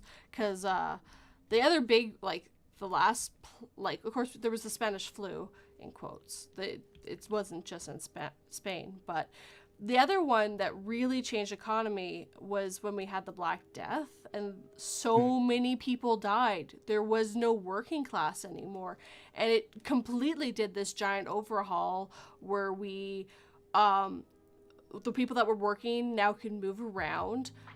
It got us to the point where we actually had the Industrial Revolution shortly afterwards because we didn't have the workforce anymore. So it's terrible that we're losing people, but at the same time, it seems like that's what we have to do to start seeing that what we're doing isn't working properly. Which is a bit of a shame that it takes something so tragic to cause us to stop and reevaluate. Yes. I mean, does. it is something that obviously we should be doing more just often. by ourselves. Yes. Yeah, more often. Well, but and the fight part is people will scream it. Go, this isn't working. This isn't. Oh, it's fine. It's fine. And it's just like, no, it's not working. And then you have this happen. And you're like, oh, I guess it's not working. It's like, that's what we've been telling you this whole time. Like, this didn't work. And here's your proof. Because, the Spanish flu started right here in my home state of Kansas. Theoretically. Yeah, it was because it was during World War I, and no one wanted to report about the deaths in any way because they didn't want the enemies to know that they were weakened. But Spain wasn't part of it because they had just had a... Part of the reason was because they just had a big revolution and a civil war there, so they didn't take part in any way. So when they were having those deaths, they were actually doing the proper reports. And yeah, so... That's why I call the Spanish flu, which is why we have flus to this day. It's because of that. That's very true, King of Canadian Hill. Yeah, very true. Yeah, so true. You really must be putting the world to rights today. I mean, either. Yeah, if you want to die, your work would take a month to replace you, but your family will never be the same. Yeah, and now that was my biggest problem with the States. Like, I've worked for American companies here, and their way of thinking is a lot different than Canadians' way. And I'll find a lot of American companies think you're replaceable. They can just go find someone to replace you. You don't matter when you're lower end. Canada normally is a little bit different because we have a smaller population than the States, significantly. You could fit all of the population of Canada into California. California has a bigger population than Canada does. And we are the second biggest country in the world. Because we have ice and snow. So we're not as, like, we are replaceable, we're just not as replaceable because there's a certain point where you get a reputation for being a bad employer, no one applies for you anymore. No one goes and works for your company anymore. You've got a reputation, we know, and we can go find a better job. Wow. Yeah. So I worked for Walmart and I absolutely hated it because they completely made you feel like I can replace you tomorrow. You can't actually replace me tomorrow. Yeah. I can train someone. Yeah. Well, you put a year's worth of training into me. I'm not that fast to replace. But I work for my boss. Actually, I work for the company thinks you're replaceable, but my boss doesn't because our job, it takes about a year to fully get your feet under you for my job because there's just the seasons change and you have to relearn everything over and over again. You're not fully trained until a year passes. And even then you're still learning stuff. So I'm very protective of my boss because he's one of the few bosses I've ever really met who believes that you're not replaceable. And it's really awesome when you get that feeling. Yeah, definitely. If you're ever in a job where you can actually speak to your manager or, just have a human conversation and they respect you, you respect them, then yeah, it's great. You get on well with your manager. I do, yeah. Yeah. And that's the really nice thing is when you can find a boss like that who really sees that you are not replaceable, that you are a person, you're not a number, you're the person who comes in every day and does this job for us, and I can't replace you tomorrow. I can't replace you in a year. Like, there is no replacing. And yeah, if you die, the company will try to replace you, but you won't fit that piece perfectly ever. Like, no one will fit that piece perfectly because there was a certain thing that you are different about. So you picked up slack that no one else was, or stuff like that. So it's... Yeah. Yeah, I get that. Yeah, so... 242's place gets pretty deep some days. No wonder it's held together by duct tape. Yes. King says that's a great boss, 42. Yeah, that's... No, it is a great boss. We actually had a boss above him that was really, really terrible. We've gotten rid of them, and we've gotten back to a boss that thinks the exact same as my boss. He doesn't believe that we're replaceable. Especially as my team, for the Canada stores for my team, we're the best in the country, or second best. Like, for hundreds of stores, we're one of the best. And like the last boss totally made it sound like, you know, I can replace you. You guys mean nothing. And we're like, we're one of the best stores. What are you talking about? Yeah. Don't change something that ain't broke, hey? Yeah, exactly. Exactly. Like, we work really well together. We're not perfect. No team's perfect. No one's perfect. But it's just like, yeah, but we get everything done fast, well, and when we have problems, we don't come crying to you. We're just like, okay, how do we figure this out? How do we fix this? Yeah, exactly. Nothing ever builds right. Tell me about it. I've had plenty of jobs where, you know, you feel like if you walked out that day that they would replace you the following day. Like, To a certain degree, I understand it. I mean, because you can't just expect a company to crumble and go, okay, cool, we're not going to replace you. It's something they have to do. But I do get what you're saying. Your employee has to feel valued as well. Yes. Otherwise, you're not going to give that extra mile. You will do what you're paid to do, but a good employee that feels valued will go that extra mile to benefit the company. Working in the charity shop, when the volunteers felt like if you praise, and that sounds silly, but when you praise them and you know you make them feel like they're just as important as Which they are. paid staff, the shop runs so much more smoothly. People walk out of there smiling at the end of their shift. It means so much, and the shop used to run so much better.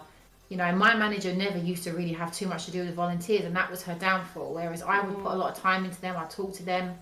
I would show them my list of things I wanted to get done in that day, and it would really help. Yeah. You know, and they kept coming back, and obviously where they're volunteers, they can just decide one day they ain't coming back again, and you can't do nothing about it. Yeah. No. You know, but it them. did really help to just literally, you know, like connecting with them and making them feel like without them we couldn't do nothing, but making sure they know that, you know, really did. This is the thing. Everyone just wants to know that they're doing something well, and the world doesn't have enough positive feedback. You always hear when something's going wrong opposed to when something's going right.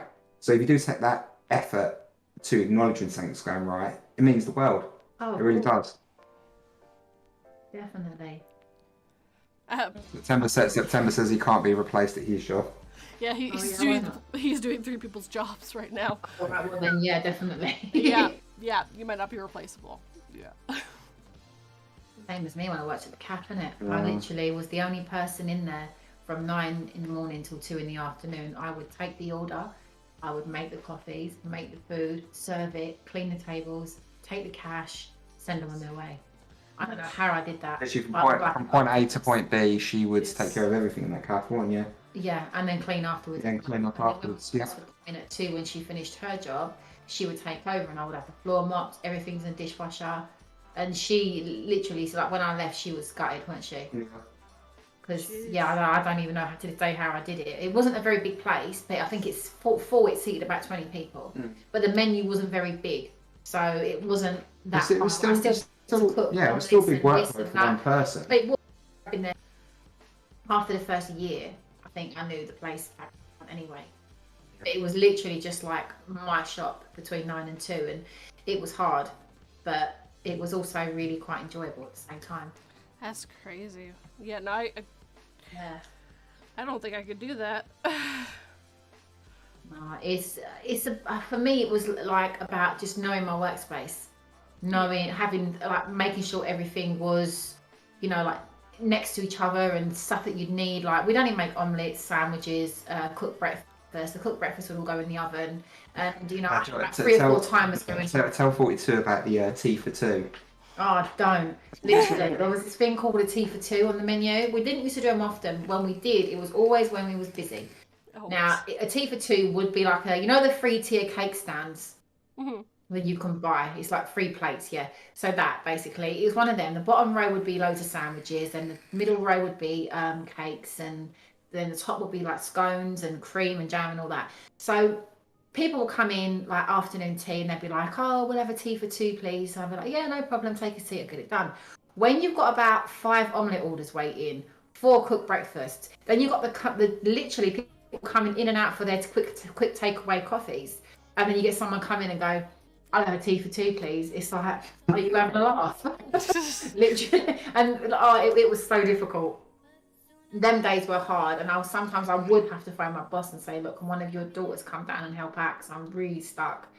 But most of the time it was all right. But you'd get people coming in and like just for their takeaway coffees, and they'd be like, I just want to take away coffee, and it's like, I just want a bit of help, mate. I'm in here on my own. I've got olders backing up. Oh, but I just want a quick espresso takeaway. I'm like, you know how hard it is to make an espresso. It's not like press a button. There's a lot of work to making that.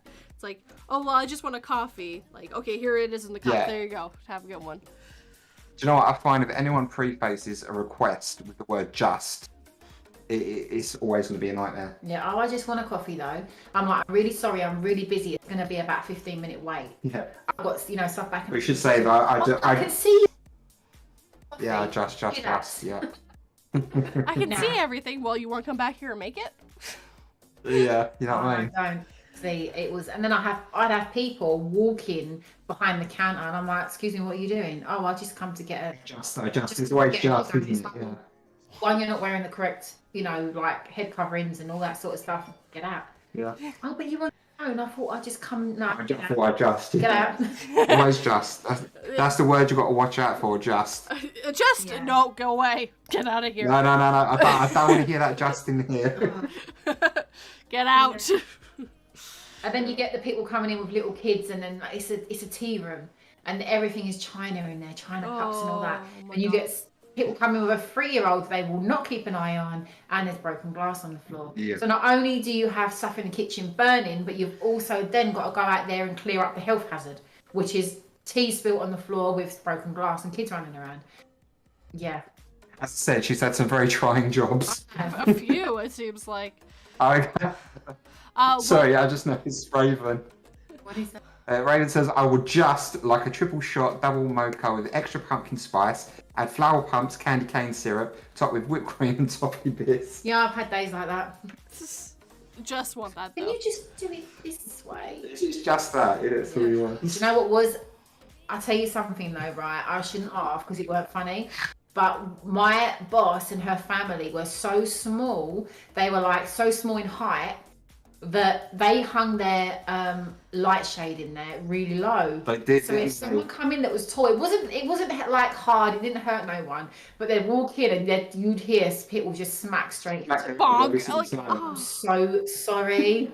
But I'm standing there. I'm trying not to laugh because they're not hurt. It's more like an inconvenience than anything else. And they're like, oh, I'm so sorry. It was terrible. I'm sorry. I only wanted just a coffee. Yeah, he only come in for just a coffee, yeah. It was, that job. And I kept saying to my boss, can you please make that a little bit higher? Because people over like 5'10", 5'11" are hitting their heads on it. Oh yeah, we'll do it. They've never done it in the 3 years I worked there. And February says that he always says that to his kids after he tells them to quit doing something. The word just. Yeah. Watch out for that word just. No, you really have. We need to get rid of it. It just needs to go. It just needs to go. Yeah. Us, really, didn't it? Welcome, Sleeping Wendigo. Welcome to the chaos. Hey, Wendigo. King says he wants to lick an egg too. We all know. Sleeping Wendigo is on the tavern tonight, yeah? Is he? I'm not too sure. I'm pretty sure. Oh goodness, I could not tell you, to be honest. I think so. I see something flash up. Mina's not going to be on there. I think she lost her voice or something, but yeah, I think he's on there. I think so. I'm sorry. Yeah. Pretty sure. I just thought I'd say that. Yeah, he's going to be on the tavern today. Oh, I'm like perfect. just cool. behind them. They're at 39 and this is 37 for mine. I'm only 2. There's that word again, 42. Just. Yeah. Just. Yeah, I'm just behind them. But then again, I took a couple days off here and there for my coffee store. I will say to you, Wendigo, if you have any very strange questions to ask me, you should ask me because I'm going to be asking you a lot of strange questions tonight. Yes, we're going to be tonight asking you many strange questions. So here is your chance to you'll get back in advance. preemptively get back. Do you know what? Was you there, 42, when I started just doing ad hoc fan fiction about PA Nightmares? Oh God, no. Basically, I started writing a story in the chat, and I changed his name to PJ Frightmares. But he once said something about a woman's shelter, and I took it out of context, and I've just kind of run with it. And now he's pretty much the bane of women's shelters. He burns them down. Yeah, and he didn't say that though. He said something really nice about them, but we took it the wrong way. Just to clarify that first of all, he's not against women's shelters whatsoever. Yeah. We just completely run with it. Well, Ray did. Yeah. And now he is the bane of women's shelters everywhere. Yeah, he is. Now he burns them down with a match. A single match. The strike of a single match. I think it was something like that, wasn't it? As the smile grows. You got a picture of it. What was the actual thing I wrote? Have a look. I think I screenshot it. I had to. It was too funny.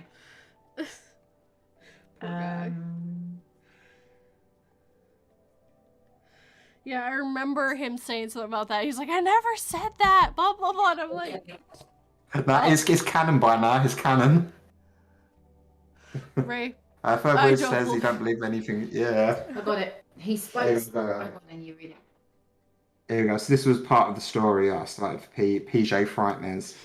He spoke softly as the match beautifully illuminated his focused and calm features. You've given shelter for far too long, he whispered, a smile growing across his lips. This ends now.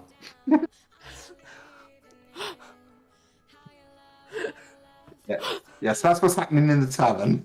Oh we're looking forward to the tavern tonight. And Ray always gets the quite out of context quotes. Yeah, out of context quotes. Yeah, that's quite funny. Like what was Mia's one last week? Mina's one last week was PA keeps going in and out, and I don't know why. Mina 2022. That was hilarious. It was to do with his sound. He kept going in and out of sound. Yeah. I won't lie. By the time that they're on, when they do the tavern, we've had a couple of drinks. Yeah, Saturday night. When we go in there, we are half cut. Believe me.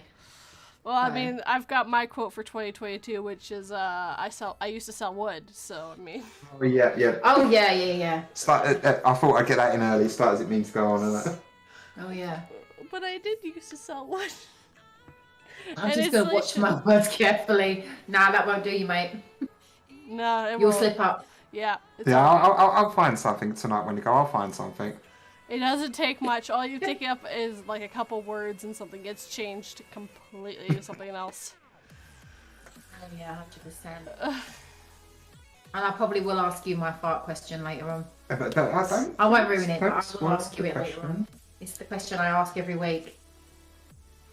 I'm not sure if anyone's familiar. They probably recognise and I'm thinking we'll know your question. Oh god, yeah. Yeah. I won't spoil it. You'll just have to find out on the tavern tonight at some time. I can't remember right now.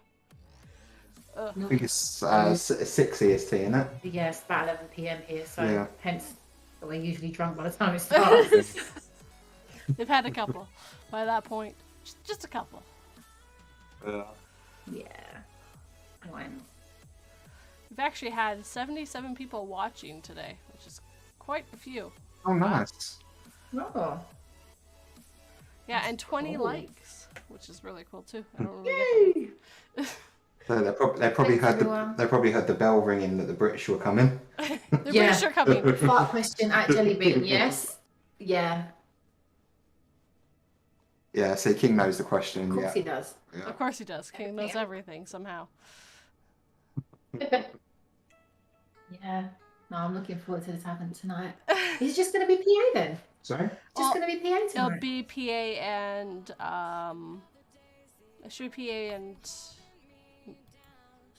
well, Mia might. Philia. So Mia can't talk. Philia's not been on there for weeks. Huh? Is it Mia that's lost her voice? Mia. Yeah, Mia put something in the Discord earlier saying that she's really not well. Hasn't got a voice whatsoever, so I don't think she'll be on there. Philia's not been on there for so long now. Wow. Very, very long time. So I'm wondering if PA's doing it on his own. Well, he can't stream it. Mia still has to stream it. But she can be silent. Oh, right, okay. PA's internet is absolutely horrible. Oh, it'll be PA. Oh, but Philia. Oh, lovely. Philia's back. Oh, that's brilliant. That'd be so nice. King I've knows heard her all. voice in forever. Yeah. Hey, Philia's back. Oh, brilliant. It'd be so nice to hear her voice. Yeah. It's been so Look forward. Yeah, me too. Come along, everyone. Yeah, definitely. Everyone, yeah, Philly came back. Yeah, Philly, so yeah. It's also, like, by the time they get to what we're talking about, it's a few seconds later. There's a delay, so. All right, yep, yeah. Yeah. Yeah, so. I always have to keep that in mind, too, whenever I'm doing, like, blah, blah, blah. Oh, wait, I have to wait for the delay. Hold on one sec. Yeah. I noticed that when I'm typing in the chat as well. Yeah, King says he knows all fart jokes. Oh, sweet. Bring some my way. You and your farts, seriously. Oh, how's it not funny? I don't get these people that get offended by farts. Like, it's funny. What is not funny about it? The oldest joke in history is a fart joke. Thank you. Like, what is that? Like, some people are like, oh, did you fart? That's disgusting. And it's like, no, it ain't disgusting. It's funny. Where's the sense of humour? Do you know what I mean? I don't get it. Truth be told, we find farts disgusting, but we don't find sneezes and coughs as disgusting. It's like, it's because the fart smells, but it's like, but you can't get anything from my fart except for maybe a bad smell. Thank you. Well, a cough and a You'll be sneeze. like, oh, what's that? It's like cough and sneeze Exactly. You're going to end up pass. in hospital. Yeah. Thank you. Cough and a sneeze at the minute, you'll end up in hospital. Do you know what I mean? Someone farts around you, and what? Laugh. It's funny. Everyone farts. Sorry, it's something that really bugs me. It's part of the digestive. Yes. We create gas Fart and we're jokes breaking make down the our world. food. So. There you go. Fart jokes make the world go round. Well said, King of the Canadian Hill. Well, for some people, their cough smells too. Hot smells too. Oh, wow. Depends Oh, on what my. you've been eating, I suppose. Yeah. There's a fork for you, isn't it? Oh, yeah. A smelly feel- cough. Yeah, that Ugh. makes me feel more sick than someone farting. And it's Yeah. like proper stinks, don't you think? Yeah. When it's like breath. I think that's worse. Yeah. Yeah. Because then you start imagining like not brushing your teeth and... Hmm. Have I just gone off on one now? I'm just trying to comprehend like where like this fart chat's going. Another reason to use a fart machine. It doesn't make smells. Yeah. But I find it's a bit tinny. Furbury says he once turned in a university paper called Getting Drunk and Farting on Elevators. Now that is something I would love to read. Yeah, me too. I would love that. Why are they No, I couldn't even- feeding you guys in Saskatchewan for berries? Oh, blood elevators. That is getting drunk first. Yeah, you gotta get drunk first, and then you have to remember that you need to go into that elevator and fart. Now, you must not forget this. Getting drunk's a prerequisite. Oh, that's pretty good, actually. I think I got a B. I Oh, bet and the phone box will go in it. Please go to my channel and watch my 5 elevated. New Year's. If you get the chance. There's a video for you, isn't there? Oh, I am. I'm definitely going to watch that one. So do you remember, obviously you guys have probably heard of Mortis Media, haven't you? Like you've heard Yes. of Mortis, haven't you, Forty? Yes. Yeah, he done a collection of stories. They were like stories about poo, weren't they? Like basically people pooing themselves. Oh, God. Yeah, yeah, if you've never heard them, I'd recommend it. It's quite hilarious. They were good. They were really good. Sock Goblin, welcome. Texas Toast is great. Raven 2021. 2021. Yeah. I don't think that one's true. Going to safely say I have heard Raven get very angry. There it is. Let the chaos reign and release the goblin of awkward silences. I don't have that. Raven has that. He has a thing where it talks.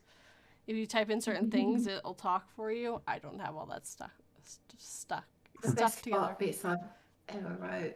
Yeah, see, I wanna watch this video. Alternative Night has seen some of those videos by Mort. Oh yeah, no, they're really funny.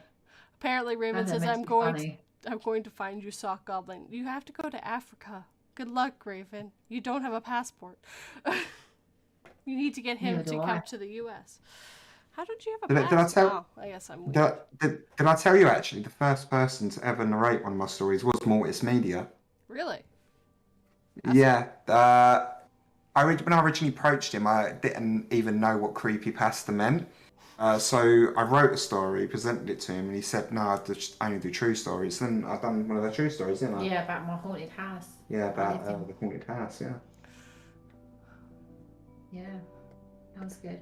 Yeah, there's a And that few. was Let's Read only does true stories now too. There's a lot of bigger narrators who only do true stories, but it seems to be where the fan base is. They want true stories, not creepypastas as much. And it's like, yeah, but the creepypastas are so much more better written half the time.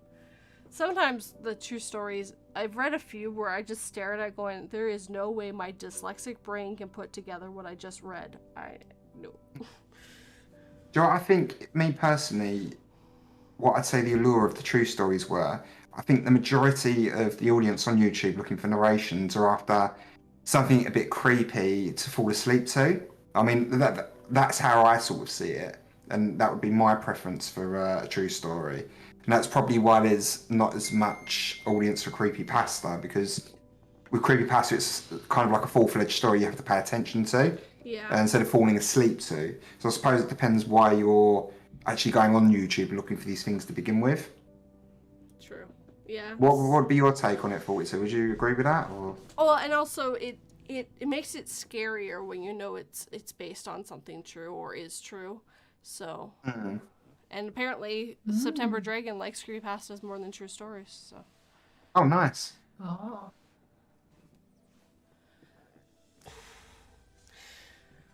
Stop bubbling. Apparently, Sock Goblin's Actually. going to Louisiana in April. We're trying to go back to Louisiana, actually. That's where my husband's from, to see some family. It's really weird. You know what? I'm so terrible with geography. Where's Louisiana? It sounds so bad. It's in the south. It's In the south, right? Yeah, it's in the south. It's near Florida. It's 2 states over, I think. So it's a south state, and their accent is quite difficult. Right. I have had to Well, stare at my husband a couple times going, please translate. Please, I did not understand this. When did you say you're planning to do that? I don't know right now. We were planning to go in March, but that's not happening now. Not with everything going on. So we're going to wait a little bit longer. But that is the next vacation we're going on. We're going to Louisiana. His dad's going to pay for the plane tickets and stuff, so. New nice. Orleans! Yeah. Oh, you got to go to the French Quarter if you go to New Orleans. Be very careful, though. They like to target tourists. New Orleans is not the safest city. It's pretty. So once the world gets back to a semblance of normal, I'd love to travel. I mean, I've never left the we country haven't. in my life. Never. Yeah, I know you never even left the country. Yeah, so once this is over, I'd love to explore America, Canada, Europe, just anywhere really. Yeah, same. I mean, you literally have a channel so you can go to France right now. Yeah, I've been to France once when I was a kid. Oh, you've been loads of places. Yeah, I've been quite a few places already, but France to me was just, it's like another city when you go to Paris and stuff like that. I mean, I never really explored any the outskirts of France. It was just literally Paris I went to, and to me it was just like I might as well be in London. It's just a city. It's got landmarks, got tourists. Yeah. That's the way I kind of saw it. Like if I was to travel, I'd want to do something different, see something different. Because I think that's why you travel. I've only been in North America my whole life. I've been to the States and that's it. And actually, Really? Yeah, apparently I've been to, there was one upon a time when we lived in the Vancouver area we went to the States almost every weekend or once a month or something until they decided that I was a kidnapped child until my mom could prove that I was her kid. It was really weird. As I'm yelling at them, Mom, Dad, what's going on? Like, yeah, it was really weird. But the passport thing fixes a lot of that. You can't go to the States without a passport now because you can't come. You can't. Yeah, you have to have a passport because the States won't let you in. So Canada won't let you into Canada without a passport because they won't let you back in without it. So it's kind of this circle thing. Canada doesn't actually care about the passport, but because the U.S. has decided that this is a must, unless you have there's a special driver's license you can get instead for people who go across a lot, because it's more secure. Oh. But yeah, after 9/11, a lot of stuff changed with the border used to be a lot more open than it is now. For whatever reason, they went, well, the planes came from Canada. Well, it's like, well, yeah, but they weren't Canadians. They were just on a plane. Like, I don't know why. It was basically, the U.S. had a tantrum that they got attacked and Canada was somehow to blame for it in some way. And we're like, what the hell are you talking about? We're like, everyone's always said that Canada and the U.S. are basically brothers. Like, most people don't know the difference between Canada and the U.S. Yeah. But the way I see it, I mean, we're all just essentially brothers and sisters, aren't we, really? I mean, of course we are. We're just people. Well, it's also that a lot of our TV is American. A lot of the culture we get is from the U.S. So we are very closely connected. We always have been ever since forever, actually, because, I mean, we used to be both colonies until one revolted and decided to throw a tantrum and throw a tea party. And I love it how they describe it as a tantrum. It was a tantrum. All England asked was, hey, we went to war for you. Could you please pay some taxes so we can get our money back? Like, for the war we fought to keep your land? And they're like, no, we don't like that. We're throwing this tea into the river. We had a tea party. So the U.S. had a tantrum, got France involved, and then got their freedom. Without France, they would never got their freedom. They didn't have the manpower without it. Canada, on the other hand, stay silent. We were the loyalists. And then after World War I, we went up to England and went, can we be our own country now? We kind of sort of did a lot of work, and we kind of deserve our own country. And England was like, yeah, okay. So U.S. had a tantrum. Canada just asked really nicely. It's my favorite joke. It's just, U.S. had the tantrum, Canada just asked really nicely. I mean, the Queen is still our head, and there's still some stuff, but for the most part, we are our own country. So, blame Canada, blame Canada. I literally love your lesson of history there. Yeah, thank you. My favorite one is that most Americans do not know they actually had a war against Canada, the War of 1812, and lost. People say it was England because we were still an English colony, but it was fought on Canadian land and the American land. We actually took part of a state from them, burned down their White House, gave it all back, and went, you see this line? Don't ever cross it again. If you don't cross it, we're fine. And that's how we got our border that we have with the U.S. now. I think you're making some friends here in the chat for Wisdom. We fought hard to be part of England, Canada. Can we please no be English anymore? Yeah, no, it's this has been history with 42. Yeah. Yeah, no, I find I'm learning. Yeah.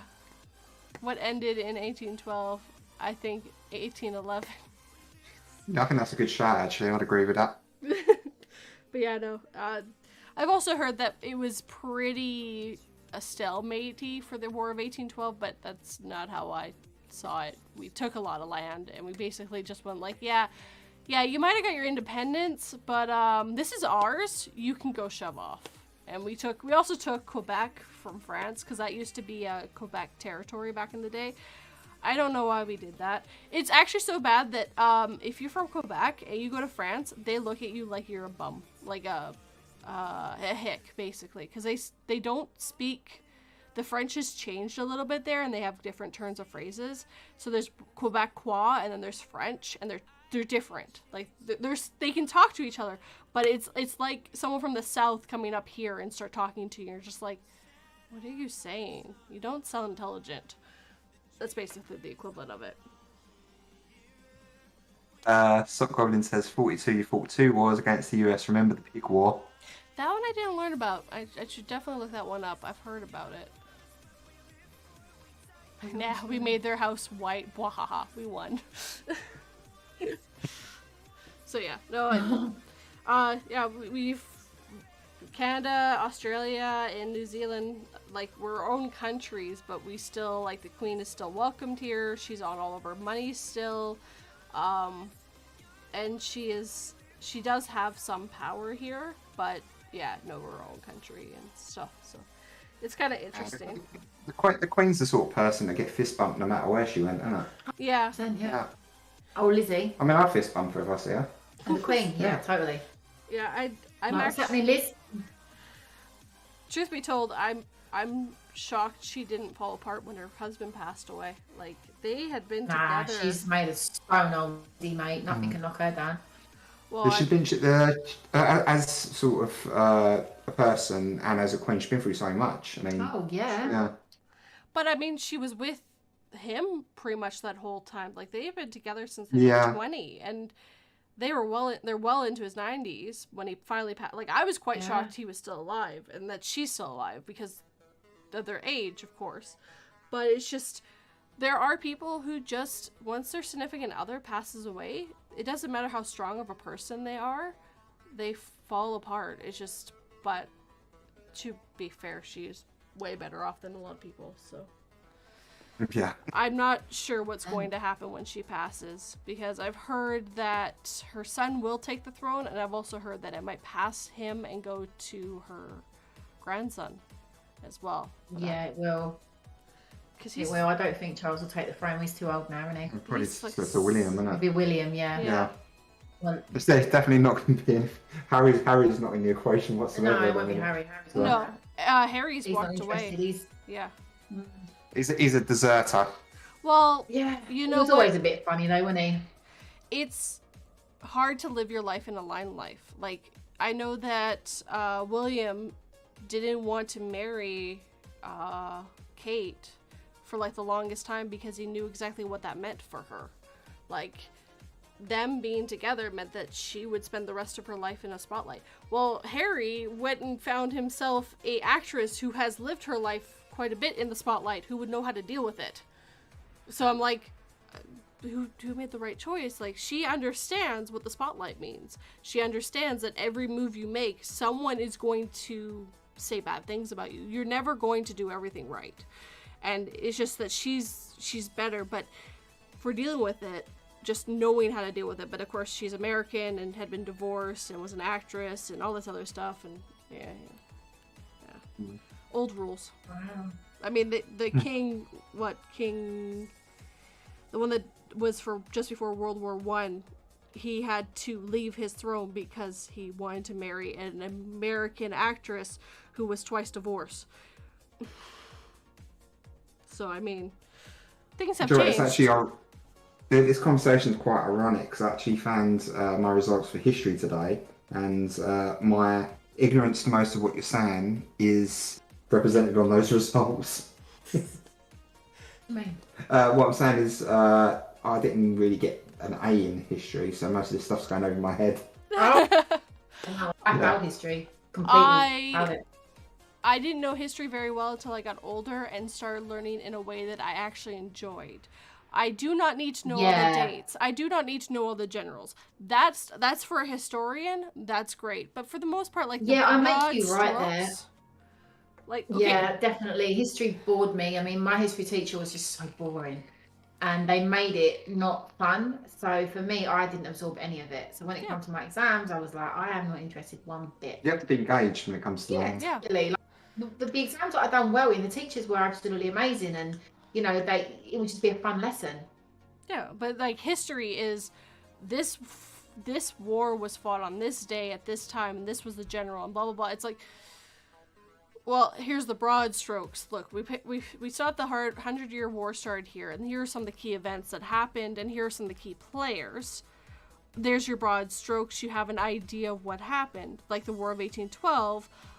That was only the broad strokes. I didn't tell you about any of the fights, but I told you kind of some of the key points that were very interesting. And if you decide that you want to learn more, you always can look up more and get more detail. But like in high school, you're learning so much stuff, well, in school in general, that it's so hard. Like, this guy was in charge and they fought this war on January the 17th at 1918 and blah blah blah. It's just like, okay, that's too much information. Yeah. No, it really is. It's a lot, especially when you're like 6. Well, over here you leave school when you're 16. Yeah.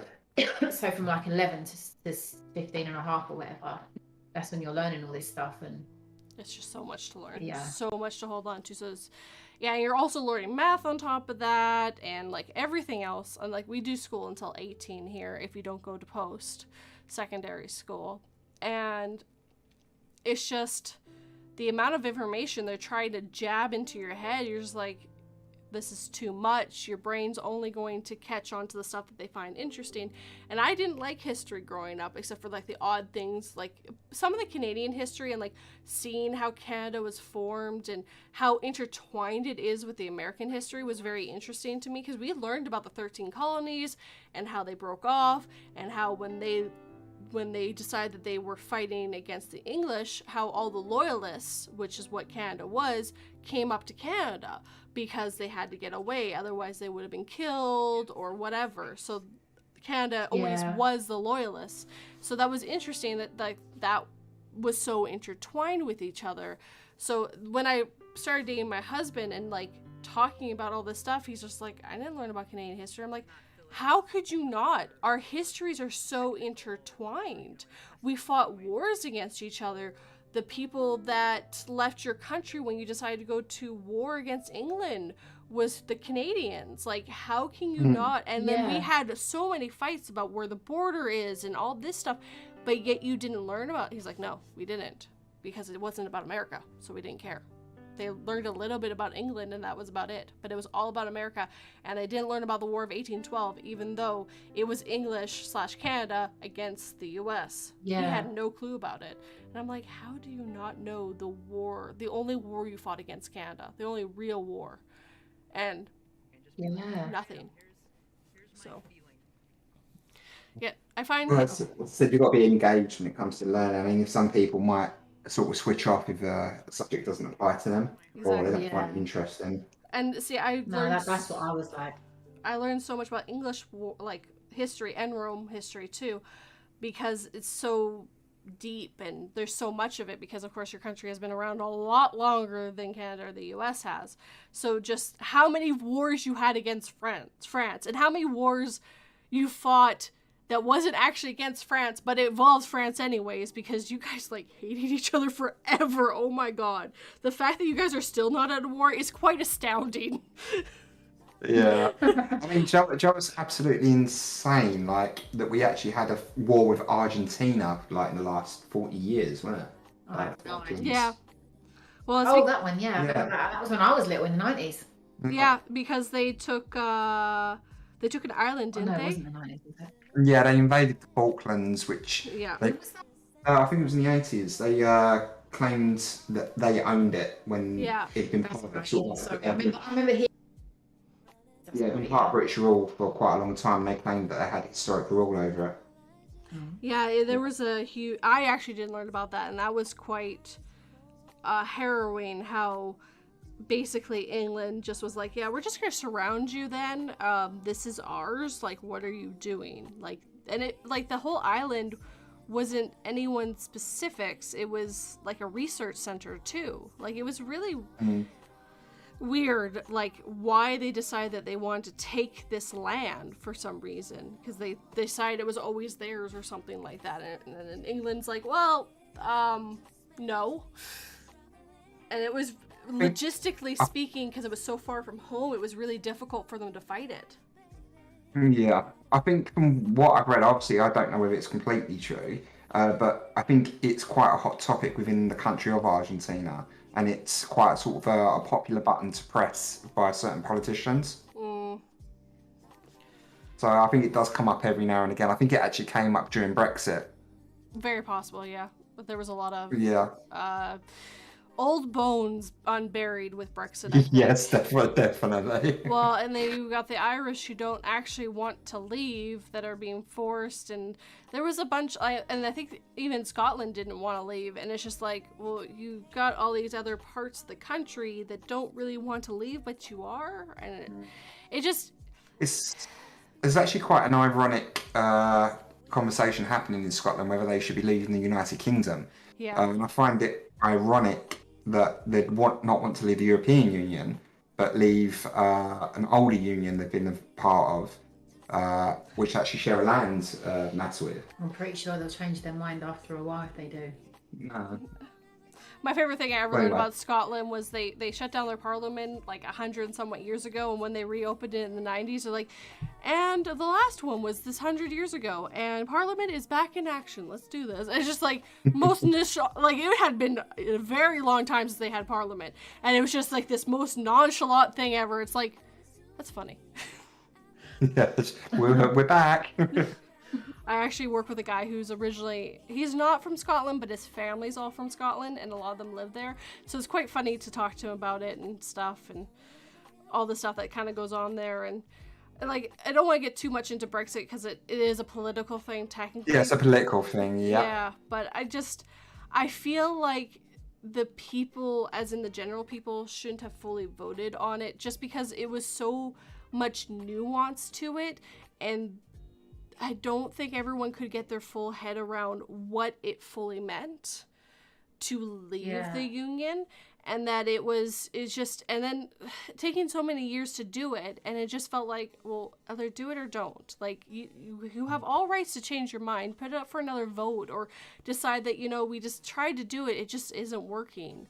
Like, and really, the union, like, it's not perfect, nothing's ever perfect, but I can see with how many countries are in such a small area, why that would be such a great thing to be having these open borders and be able to trade easier and just making life easier.